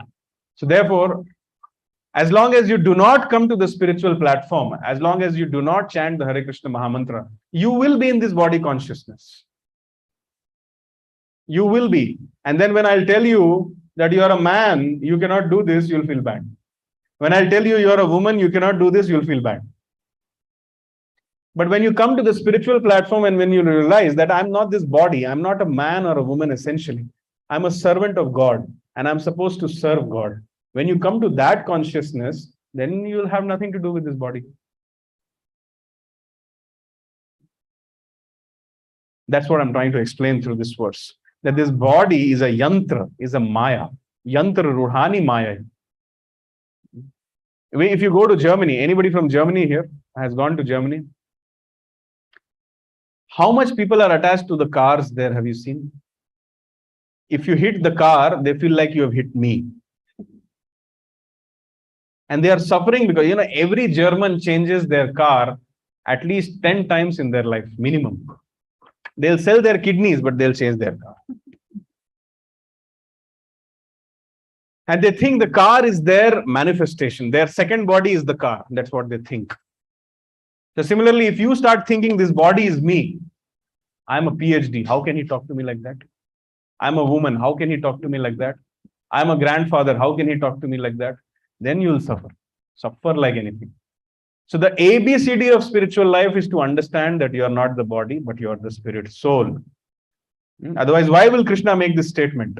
Who are seated on a machine made of material energy. You are, right now, if you think you're the body, this body is nothing but a yantra or a machine made of material energy, which has no value. The only thing which has value is your spirit soul. And until you come to the understanding that I am not this body, I am a spirit soul, your spiritual life will not begin. You will be stuck in this material world, changing bodies after bodies, sometimes as a demigod, sometimes as a human being, sometimes as a cat or a dog, sometimes as a man, sometimes as a woman. In a cat's body, you can do something. In a dog's body, you can do something. In a man's body, you can do something. In a demigod's body, you can do something. In a Brahma's body, you can do something. In an ant's body, you can do something. And every time you'll be feeling bad. Oh, I'm an ant. He told me an ant. Oh, I'm a man. He told me a man. So come out of this consciousness. The whole society is going crazy. Wars going on in Russia and Ukraine. Why? Body consciousness. I'm Russian, you are Ukrainian. What is the difference? Krishna made both the lands. He did not create a difference. They just drew a boundary and they created a difference. I'm black, you are white. Black lives matter. Of course they matter. White lives also matter. Black lives also matter. Brown lives also matter. Yellow lives also matter. Ant lives also. Every life matters. So therefore, if you love Krishna, you love the small ant also. But if you say, I like black people a lot. But okay, brown people, you brown Indians, stay away from them. That's not fair. You love God, you love everybody. If you speak about universal peace, and if you're not a devotee of God, you are a hypocrite. You love God, you love everybody. But if you cannot love God, and still if you're making statements, I like Indians, Australians, men, women, cat, dog, I like this, I like that, it's all fake. You'll take a photo of a puppy and take a photo and put it on your Facebook profile pic, but in your dinner, you'll be having chicken. How hypocrisy, great hypocrisy. I love dogs, but I like to eat chicken. Save animals, but eat chicken. So, love starts from your dining table. See, the Supreme Lord is situated in everyone's heart. The Supreme Lord is in the heart of that chicken also, which you're killing. And I'm not sure if Krishna is feeling happy about it. How many of you have two children? One of them may be more intelligent, one of them may be a little less intelligent. Variation. Suppose if I come up with a proposal to the child which is less intelligent, let me kill him. How will you feel? Now let's say the intelligent child comes and tells you, Papa, this less intelligent, let me kill him. Let me kill my brother. Anyways, he does nothing. How will you feel? So similarly, Krishna's children are there, these souls having different bodies, different levels of consciousness. Man, one of the intelligent child of God, is going and telling Krishna that because this chicken is having not much value, let me kill and eat. Do you think Krishna likes that? Understand this point. What I'm explaining to you is Bhagavad Gita. Please try to understand. So therefore, body is destructible, changed like we change clothes. Suppose I'm having this kurta and this kurta becomes torn, and then I throw away this kurta and I take a new kurta. Will I be crying for 30 days? Oh, my kurta is gone. Actually, some people cry. My red t-shirt is gone. My black t-shirt is gone. My green sari is gone. How nice silk sari my mother-in-law gave me. That's stupidity. Nobody gets attached to a cloth. So similarly, why you get attached to the body? That's why people like Gandhiji said, my nationalism is not exclusive, because he was a student of Bhagavad Gita. Please understand these points. Nainam chindanti shastrani, nainam dahati pavakah, na chainam kledyantyaapo, na shoshayati marutah. The soul can never be cut to pieces by any weapon, nor burned by fire, nor moistened by water, nor withered by the wind. Think of any other thing or any other substance which you have around you in your wallet or anywhere else which cannot, be affected in this way. Tell me one thing which cannot be cut to pieces, which cannot be burned by fire, which cannot be moistened by water, which cannot be withered by wind. Why Krishna is telling this? Just to make us understand that the nature of the spirit soul is completely different from matter. These are the characteristics of matter. Matter can be cut to pieces, matter can be burned, matter can be moistened by water, matter can be dried. Morning I had bath, I took my towel, I put it outside, in 1 hour it became dry. But this you cannot do to the spirit soul. Spirit soul is completely different. Everything which you have experience of in this world, spirit soul is completely different from that. Completely opposite to matter. And we want to understand that. And that is called the beginning of spiritual science. The individual soul is unbreakable. You see this verse. Achedyoyam adahyoyam akledyo shosya evacha nityah sarvagatah sthanur achaloyam sanatanah. The individual soul is unbreakable, insoluble, can be neither burned or dried. He is everlasting, present everywhere. I want you to focus on this word, sarvagatah, second line. The spirit soul is present everywhere. Do you think Krishna was on drugs when he made this statement? Thoda sa, he was bolte thoda migraine ho gaya, to by mistake kuch bol diya. Do you think this statement of Krishna is universal? So are you ready to believe that there is life on sun? Sarvagatah. Are you ready to believe that there is life below earth, above earth, in the ether, in the fire, in the water, in the land, in the air? Everywhere. Sarvagatah. Soul is everywhere. So now, whom do you want to believe? The scientists or Krishna? Are you sure? 100% sure? So when your children read in their science books, geography books, that sun is nothing but a hot ball filled with gases, fumes, and nuclear reactions, will you explain them that this is incorrect knowledge? Or rather partial knowledge? Will you explain to them? Are you sure you will explain them? No? Batao. Bhagavad Gita mein Bhagwan ne bol diya hai sarvagataha, but I have faith on the scientists. Did you know that the scientists have come up with the diameter of this universe? The first time they said the diameter of this universe is such and such was in 1975. How many years are over? Sorry, 50 plus years are over. The diameter of the universe has changed 9 times in the last 50 years. Every scientist comes and says that was incorrect. What I am saying is correct. That means the scientist before you was in ignorance. Correct? And if you ask the present scientist that is there a possibility that someone in future will give a better value, what will he say? Yes, possible. That means you are in ignorance presently. People before you were in ignorance, you are in ignorance, then how are you claiming that you know the truth? Just open the Padma Puran and the exact value of the diameter of the universe is mentioned. And the scientists are coming closer to that value. I have a friend who does Puranic research and he's writing various books on it. Wonderful, wonderful concepts are coming out. Everything which these people are describing, experiencing, and discovering is already mentioned. So actually save your time. What's the need of doing so much research? You study the Vedic literature, get the knowledge, chant Hare Krishna, save your time, read the Bhagavad Gita, go back home, back to God. So if Krishna has said that the soul is sarvagataha, that means the soul is sarvagataha. The soul is present everywhere, even on the sun.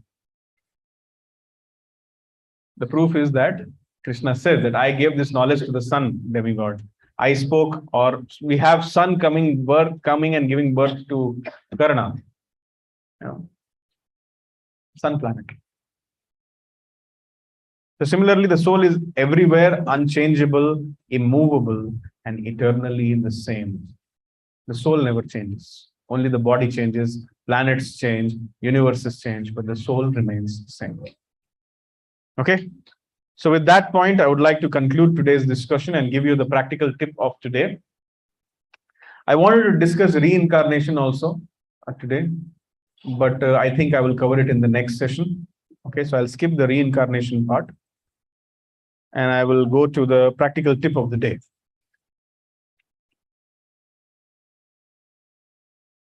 Before that, 2 more verses. One who is not disturbed in the mind even amidst the threefold miseries or elated when there is happiness, and who is free from attachment, fear, and anger is called a sage of the steady mind.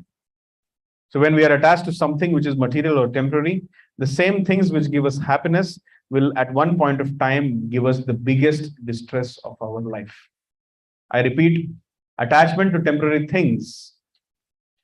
The so-called happiness contains the seeds of future unhappiness in it. So attachment means you should be attached only to permanent things, only to God. Otherwise, one will always suffer. So therefore, the Bhagavatam says, O Great One, O Supreme Lord, because of combination with pleasing and displeasing circumstances, and because of separation from them, one is placed in a most regrettable position within heavenly or hellish planets, as if burning in a fire of lamentation. Although there are many remedies by which to get out of miserable life, such remedies in the material world are more miserable than the miseries themselves. Prahlad Maharaj is speaking this. Therefore, I think the only remedy is to engage in your service. Kindly instruct me in such service. Prahlad is standing in front of Narasimhadev and making this prayer. Just see how Prahlad says.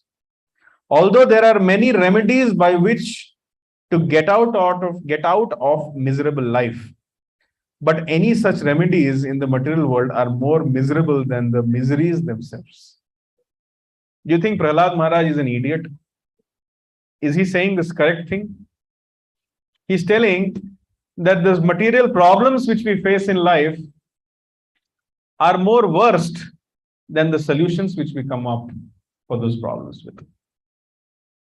Earlier, people would travel on horses and they felt these horses are making the road dirty by passing stool. Let's remove these horses and bring in motor car. What happened after that? The whole world became destroyed. So much automobile exhaust, so many accidents. How many people die out of accident on a daily basis? When Corona was there, everybody was counting numbers. Today 3,000, tomorrow 4,000. Every day, 5,000 people die in every city out of car accidents. That no one cares. So material solutions to material problems are further miseries. That's what Prahlad Maharaj is saying. Although there are many remedies by which to get out of miserable life, any such remedies in the material world are more miserable than the miseries themselves. So therefore, we need spiritual solutions to material problems and not material solutions to material problems. So therefore, Prahlad Maharaj is saying, therefore, I think that the only remedy is to engage in your service, kindly instruct me in service. So therefore, life in this material world is meant for chanting Hare Krishna, tolerate the different circumstances which Krishna puts you in, read the Bhagavad Gita, remember him at the time of death, and go back home, back to Godhead. So therefore, the practical tip of the day is a Krishna conscious person is not disturbed by the onslaughts of the threefold miseries. Attachment to Krishna is the panacea or the solution. Do not become elated in happiness, neither depressed in misery. Knowledge and detachment are the byproducts of this. That means when you become a devotee of Krishna, you get two things, jnana and vairagya. Vasudeve bhagavati bhakti yoga prayojitah janayatyashu vairagyam jnanam chayad ahaitukam. Somebody who becomes a devotee of Vasudeva or Krishna, two things will automatically come, knowledge and detachment. Are you looking for these two things? Knowledge means who you are. Detachment means attachment to Krishna and detachment from things which are temporary. Do you agree that detachment from temporary things will make you happy? And attachment to temporary things will make you suffer? And this body is a temporary thing, so one should not be attached to it. Now, detachment, just like if you are there in this room, and if I ask you to move out of this room, you need another room first. You're living in an apartment. If I ask you to leave this apartment and go somewhere else, then first you need to find another apartment. So similarly, you are attached to XYZ in life. Until you remove your attachment from there and become attached to Krishna, there's no question of detachment. Do you follow? So detachment is only possible when you become attached to Krishna. If you are not becoming attached to Krishna, artificially you are telling Brahman Satya Jagat Mithya. It's a bogus thing to do. Do you follow? Remember this apartment example. You have to leave this apartment. You need to go somewhere else, another apartment. Similarly, you have to leave this attachment to the body. You have to leave this attachment to the lusty desires. Then you have to first remove your attachment and get attached somewhere else. You have to experience a higher taste to give up the lower taste. You have to become attached to Krishna to become detached from this world. So therefore, the scriptural injunction is when you become attached to Krishna, knowledge and detachment automatically comes. You should not try to become a jnani, or you should not try to become a vairagi. Simply by becoming attached to Krishna, you're the topmost renunciant. You're the topmost knowledgeable person. Okay? So, like I say in all these sessions, I'm going to remind this, volunteers can help in distributing the japmalas. Krityadhyayato Vishnum Tretayam Nijito Makhaihi Dwapare Paricharyayam Kalau Tadhari Kirtana. Whatever result was obtained in Satyuga by meditating on Vishnu, in Treta Yuga by performing sacrifices, and in Dwapar Yuga by serving the Lord's lotus feet, can be obtained in Kali Yuga by chanting the Hare Krishna Maha Mantra. Hare Krishna, Krishna Krishna, Hare Hare, Hare Rama, Rama Rama, Hare Hare. Iti Shodashakam Nam Kali Kalmashanashanam Natah Parataropaya Sarva Vedeshu Drishyate. These 16 names composed of the 32 syllables are the only means to counteract the evil effects of Kali Yuga. In all the Vedas, it is seen that to cross this ocean of nescience, there is no alternative to chanting the holy names of the Lord. As the japmalas are being distributed, I will open the floor for any questions, comments, agreements, disagreements, if there are any. Yes, we are giving you the temple card also. Show me the temple card once. So there is a small change of routine. It said every Sunday 5:30 p.m. It's every Sunday 11:30 a.m. Huh? Don't come at 5:30. Nothing is there at that time. Earlier, we used to have the Gita course in the evening, but people suggested that let's do it in the morning. So, but the cards were already printed. These are just. Yes, any questions, comments? Yes, you raised your hand. What's your name? Jyoti. Okay, please ask a question. First of all, are you chanting every day? You're not chanting? Would you like to start chanting? Yes, very good. Please ask the question.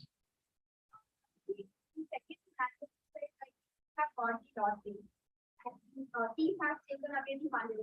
So we are sad because we have lost the money. But No, we are sad because we started thinking it is my money and I became attached to the money. but I feel that if the money was gone for a better cause, I would say have loved the purpose like feeding hungry people or serving the old age people, and I would not have felt bad even if I would have not that. So like how can we say that it's okay? Are you sure Yes, sir. about your question? Mataji feels, sometimes people feel bad when I call Mataji. You're okay if I call you Mataji? You're very happy now? Thank you very much. Sometimes some Matajis react, Mataji, I'm like your younger sister, Baba.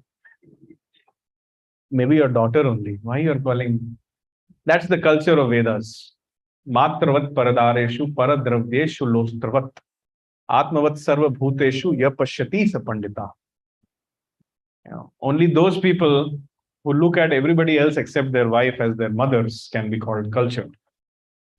Who look at everybody else's property as garbage can be called as educated. Only those people who look everybody at the spiritual platform can be called as a pandit. So, how many of you want to become a pandit? Please raise your hand. How many of you want to become a pandit? Provided you understand, a person who sees everybody at the spiritual platform is a pandit. Now, how many of you would like to become a pandit? Becoming a pandit is the goal of life. Come on. Technically speaking, the word pandit means expert. Panditji. So, Mataji's question is, even if I win lottery, if it is stolen, I will feel bad. But if that money is used for a good cause, I'll not feel bad. Is that a question or a statement? Then okay, we accept your statement. What's the problem? It's your money, you do it the way you want to. What I was trying to explain you is that because of attachment, you feel bad when it goes away from you. Another statement. Your statement, my statement. Suppose I take away all your money and I feed chicken to everybody, which fills their stomach, and they are very happy. How will you feel? See? Why you are feeling bad? Okay, but are you feeling bad because your money was utilized like that? You're not feeling bad?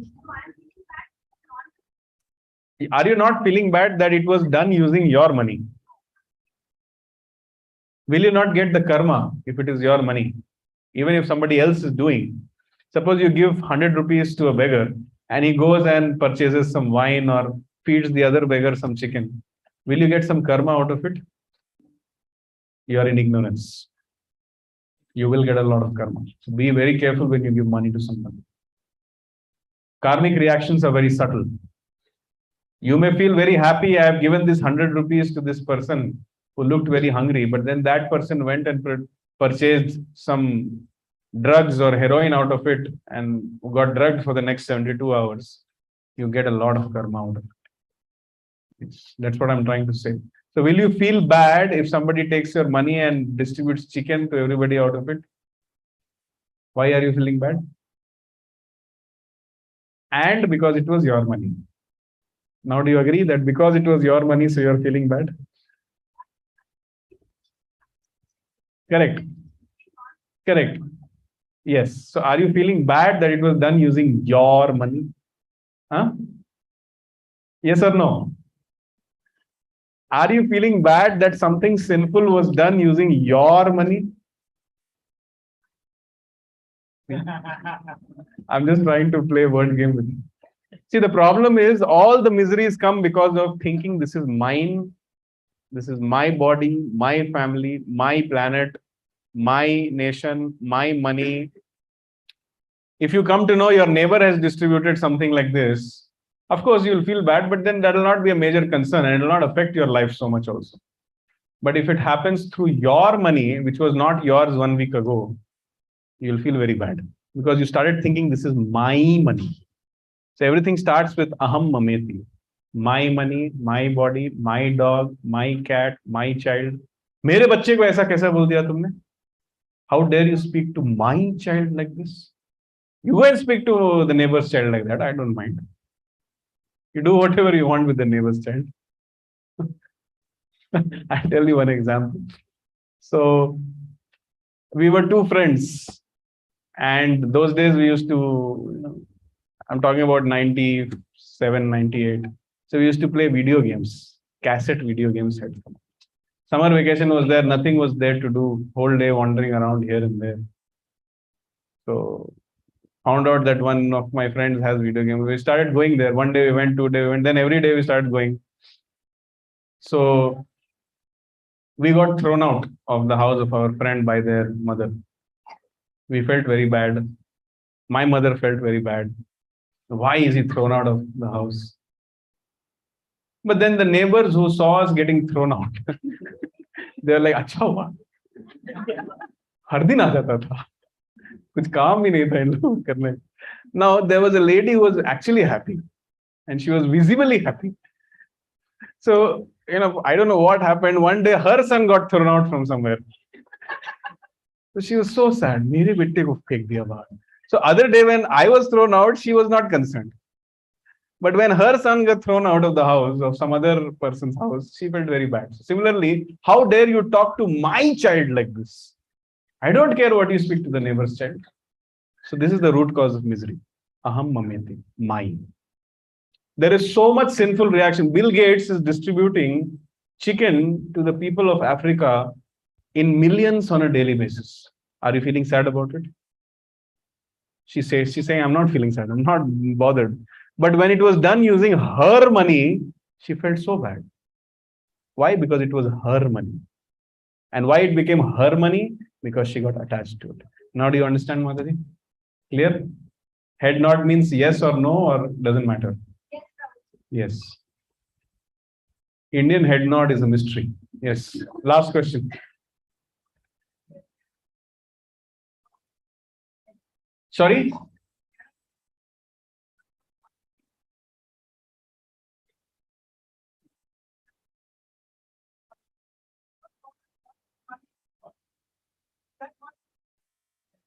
No.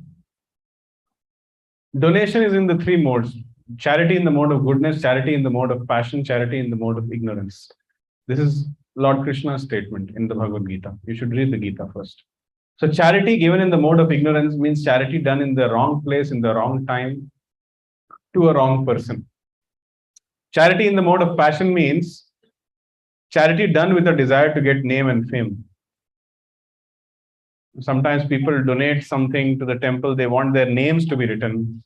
Or sometimes you go in a hot place, there are some water taps. This water tap has been made by such and such, blah, blah, blah, blah, blah. That's called charity in the mode of passion.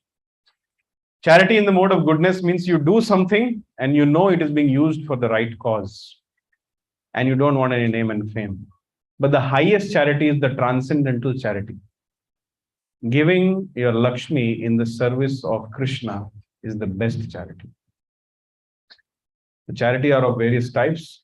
And according to the kind of charity you do, you get karmic reactions. So the best way to do charity is to assist Krishna and Krishna conscious projects. If you give money, my father used to give me money and he used to waste it. So if you give money to relatives and family members, that is not the best charity. But if you give money so that Bhagavad Gita can be distributed to various people, that is called transcendental charity. And that will help you in getting liberated from the cycle of birth and death. Every other kind of charity, being feeding, be it feeding people or opening hospitals, is charity in the mode of goodness. And then that will cause you to take birth again in this material world.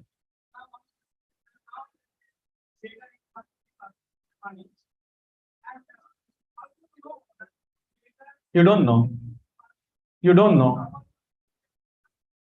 So don't give. You do one thing, you make some prasad at your home, offer it to Krishna, carry it with you, make some small packets of cookies or some nice prasad. And whoever you meet, you give them one packet. You tell them that, see, why you need money to eat, no? They'll say like this. And then you give them some prasad and then they'll throw it back at your face. And then you'll know whether it is the right person or wrong person. So instead of giving money and falling the risk of creating karmic reactions, better to give them prasad. In ISKCON, we distribute prasad. Our aim is not to fill the belly of the people. Our aim is to change the karma of people. When they will eat prasad, not only will their hunger be satisfied, but their fortune will rise and they'll become devotees of Krishna either in this lifetime or in the next lifetime. So that is called transcendental charity. So if you're interested in donating for the prasadam which we distribute every week, you can contact. Okay, that is transcendental charity. And by doing this, your ancestors will also be liberated. Thank you.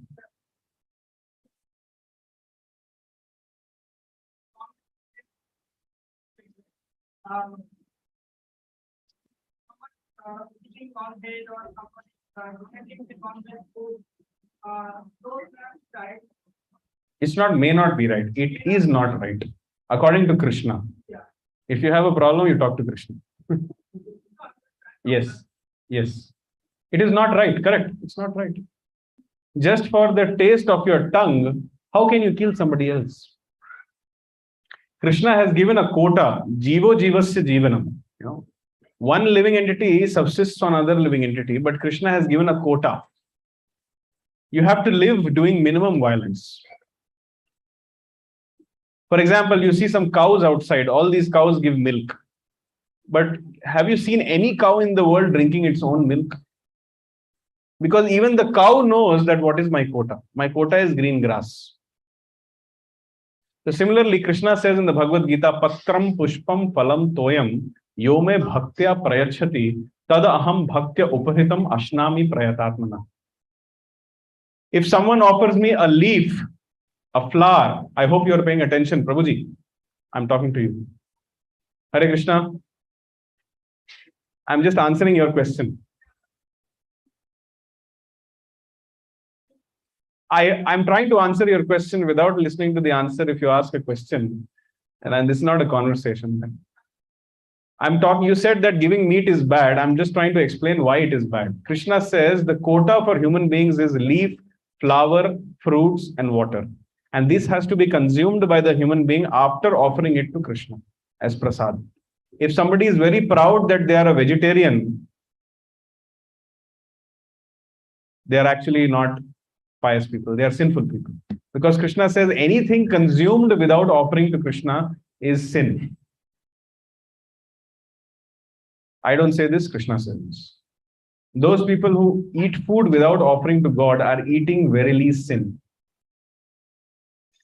So when you offer to Krishna with love and devotion, a leaf, a flower, a fruit, or water, then Krishna accepts it. And when you accept it after offering it to Krishna, then it becomes prasad. And your whole existence is sanctified after eating that prasad. So indirectly, Krishna is telling human beings are meant to eat leaf, flower, fruits, and water, and not chicken, meatum, vinum, and other things. Okay? I think we have had sufficient questions. It's getting late now. You contact me during prasadam, we'll take more questions. Okay? We have our japmalas in our hand, and we will chant one round of Hare Krishna Mahamantra together. This is the most important part of today's discussion.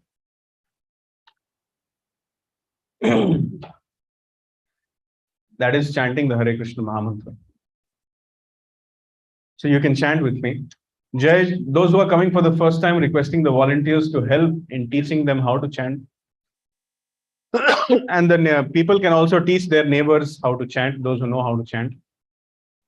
Jai Shri Krishna Chaitanya Prabhu Nityananda Shri Advaita Gadadhara Shrivasadi Gaura Bhaktavrinda. Hare Krishna, Krishna Krishna, Hare Hare, Hare Ram, Ram Ram, Hare Hare, Hare Krishna, Krishna Krishna, Hare Hare, Hare Ram, Ram Ram, Hare Hare, Hare Krishna, Krishna Krishna, Hare Hare, Hare Ram, Ram, Hare Hare, Hare Krishna, Krishna Krishna, Hare Hare, Hare Ram, Ram, Hare Hare. Hare Krishna, Krishna Krishna, Hare Hare, Hare Ram, Ram, Hare Hare, Hare Krishna, Krishna Krishna, Hare Hare, Hare Ram, Ram, Hare Hare, Hare Krishna, Krishna Krishna, Hare Hare, Hare Ram, Ram, Hare Hare, Hare Krishna, Krishna Hare Hare, Hare Ram, Ram, Hare Hare. Hare Krishna, Krishna Krishna, Hare Hare, Hare Ram, Ram, Hare Hare, Hare Krishna, Krishna Krishna, Hare Hare, Hare Ram, Ram, Hare Hare, Hare Krishna, Krishna Krishna, Hare Hare, Hare Ram, Ram, Hare Hare, Hare Krishna, Krishna Hare Hare, Hare Ram, Ram, Hare Hare. Hare Krishna, Krishna Krishna, Hare Hare, Hare Ram, Ram, Hare Hare, Hare Krishna, Krishna Krishna, Hare Hare, Hare Ram, Ram, Hare Hare, Hare Krishna, Krishna Krishna, Hare Hare, Hare Ram, Ram, Hare Hare, Hare Krishna, Krishna Krishna, Hare Hare, Hare Ram, Ram, Hare Hare. Hare Krishna, Krishna Krishna, Hare Hare, Hare Ram, Ram, Hare Hare, Hare Krishna, Krishna Krishna, Hare Hare, Hare Ram, Ram, Hare Hare, Hare Krishna, Krishna Krishna, Hare Hare, Hare Ram, Hare Hare. Hare Krishna, Krishna, Hare Hare, Hare Ram, Ram, Hare Hare, Hare Krishna, Krishna Krishna, Hare Hare, Hare Ram, Ram, Hare Hare, Hare Krishna, Krishna Krishna, Hare Hare, Hare Ram, Ram, Hare Hare, Hare Krishna, Krishna Krishna, Hare Hare, Hare Ram, Ram, Hare Hare. Hare Krishna, Krishna Krishna, Hare Hare, Hare Ram, Ram, Hare Hare, Hare Krishna, Krishna Krishna, Hare Hare, Hare Ram, Ram, Hare Hare, Hare Krishna, Krishna Krishna, Hare Hare, Hare Ram, Ram, Hare Hare,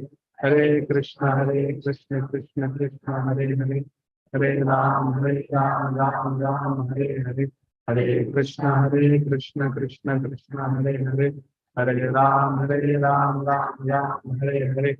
Hare Krishna, Krishna Krishna, Hare Hare, Hare Ram, Ram, Hare Hare, Hare Krishna, Krishna Krishna, Hare Hare, Hare Ram, Ram, Hare Hare, Hare Krishna, Krishna Krishna, Hare Hare, Hare Ram, Ram, Hare Hare, Hare Krishna, Krishna Krishna, Hare Hare, Hare Ram, Ram, Hare Hare.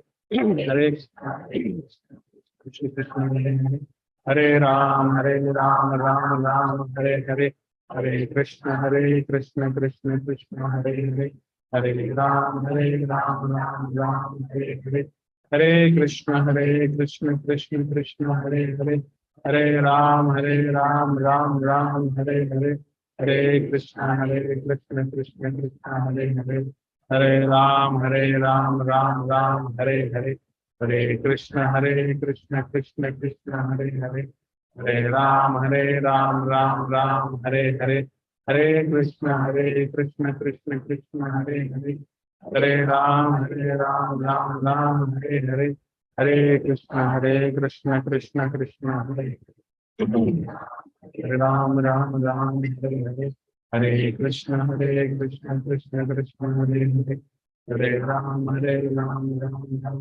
Hare Hare, Hare Krishna, Krishna Krishna, Hare Hare, Hare Ram, Ram Hare Hare, Hare Krishna, Krishna Hare Hare, Hare Ram, Ram Hare Hare, Hare Krishna, Krishna Krishna, Hare Hare, Hare Ram, Ram Hare Hare, Hare Krishna, Krishna Hare Hare, Hare Ram, Ram Hare Hare, Hare Krishna, Krishna Hare Hare, Hare Ram, Ram Hare Hare, Hare Krishna, Krishna Krishna, Hare Hare, Hare Ram, Ram Hare Hare, Hare Krishna, Krishna Hare Hare, Hare Ram, Ram Hare Hare, Hare Krishna, Krishna Hare Hare, Hare Ram, Ram Hare Hare, Hare Krishna, Krishna Hare Hare, Hare Ram, Ram Hare Hare, Hare Krishna, Krishna Hare Hare, Hare Ram, Ram Hare Hare,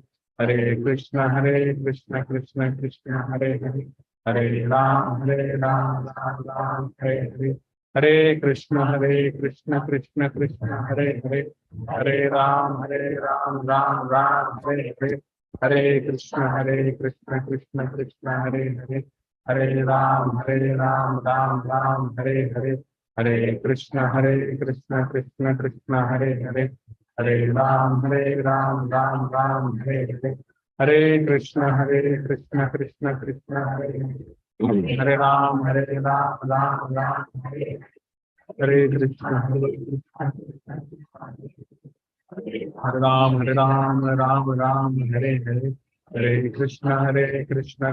Krishna Hare Hare, Hare Ram, Ram Hare Hare, Hare Krishna, Krishna Hare Hare, Hare Ram, Ram Hare Hare, Hare Krishna, Krishna Hare Hare, Hare Ram, Ram Hare Hare, Hare Krishna, Krishna Hare Hare, Hare Ram, Ram Hare Hare, Hare Krishna, Krishna Hare Hare, Hare Ram, Ram Hare Hare, Hare Krishna, Krishna Hare Hare, Hare Ram, Ram Hare Hare, Hare Krishna, Krishna Hare Hare, Hare Ram,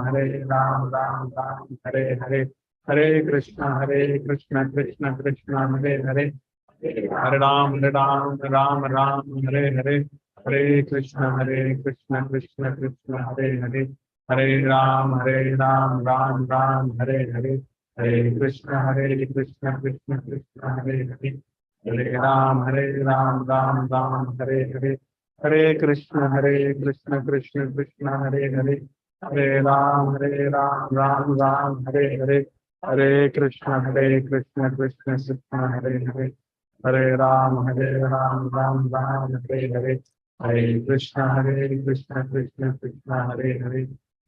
Hare, Hare Krishna, Krishna Hare Hare, Hare Ram, Ram Hare Hare, Hare Krishna,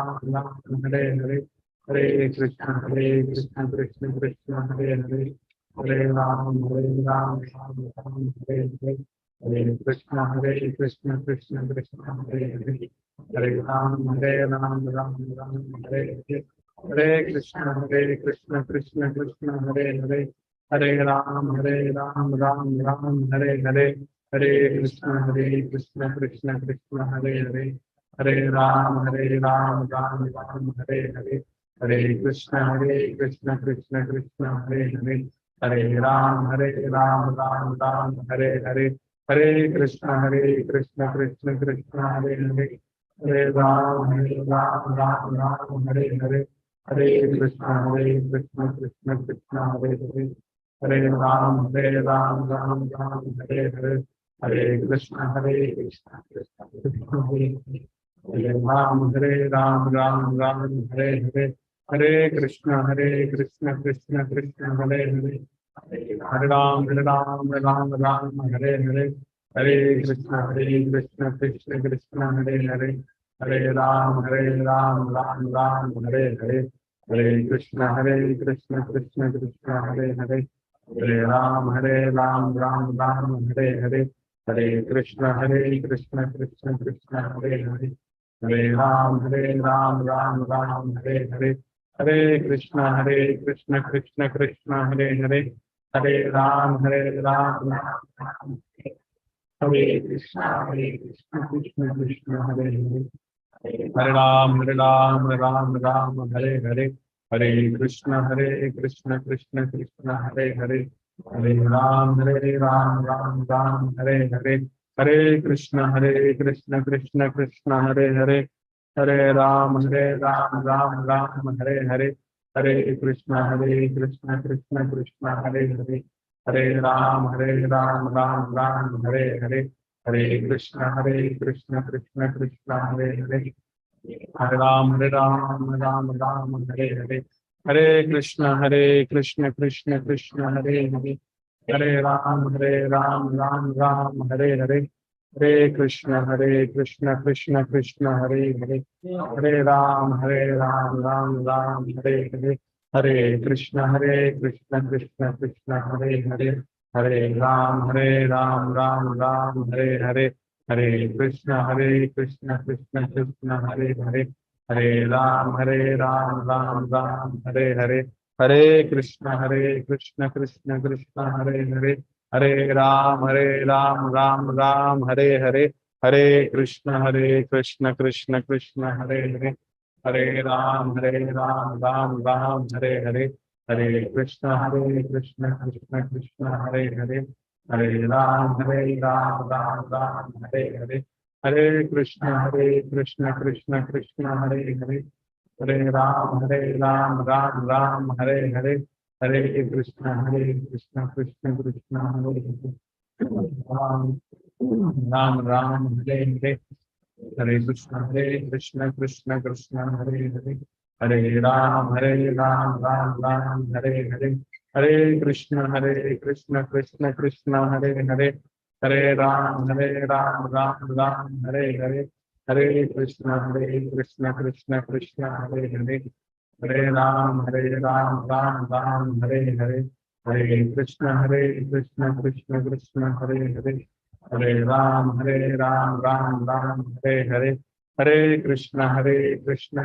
Krishna, Hare Hare. Hare Ram, Ram, Hare Hare, Hare Krishna, Krishna Krishna, Hare Hare. Hare Ram, Ram, Hare Hare, Hare Krishna, Krishna Krishna, Hare Hare. Hare Ram, Ram, Hare Hare, Hare Krishna, Krishna Krishna, Hare Hare. Hare Ram, Ram, Hare Hare, Hare Krishna, Krishna Krishna, Hare Hare. Hare Ram, Ram, Hare Hare, Hare Krishna, Krishna Krishna, Hare Hare. Hare Ram, Ram, Hare Hare, Hare Krishna, Krishna Krishna, Hare Hare. Hare Ram, Ram, Hare Hare, Hare Krishna, Krishna Krishna, Hare Hare. Hare Ram, Ram, Hare Hare, Hare Krishna, Krishna Krishna, Hare Hare.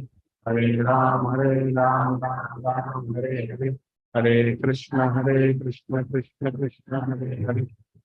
Ram, Ram.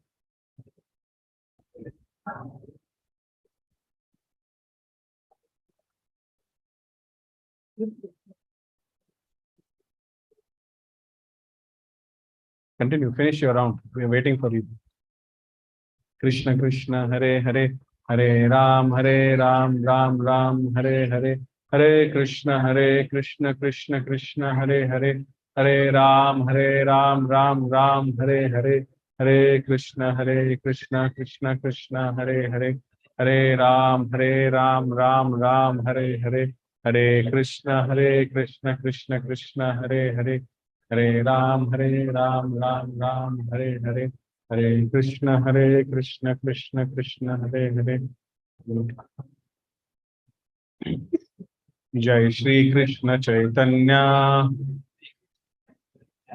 Prabhu Nityananda Shri Advaita Gadadhara Shri Vasadi Gaura Bhakta Vrinda. Hare Krishna Krishna Krishna Hare Hare, Hare Ram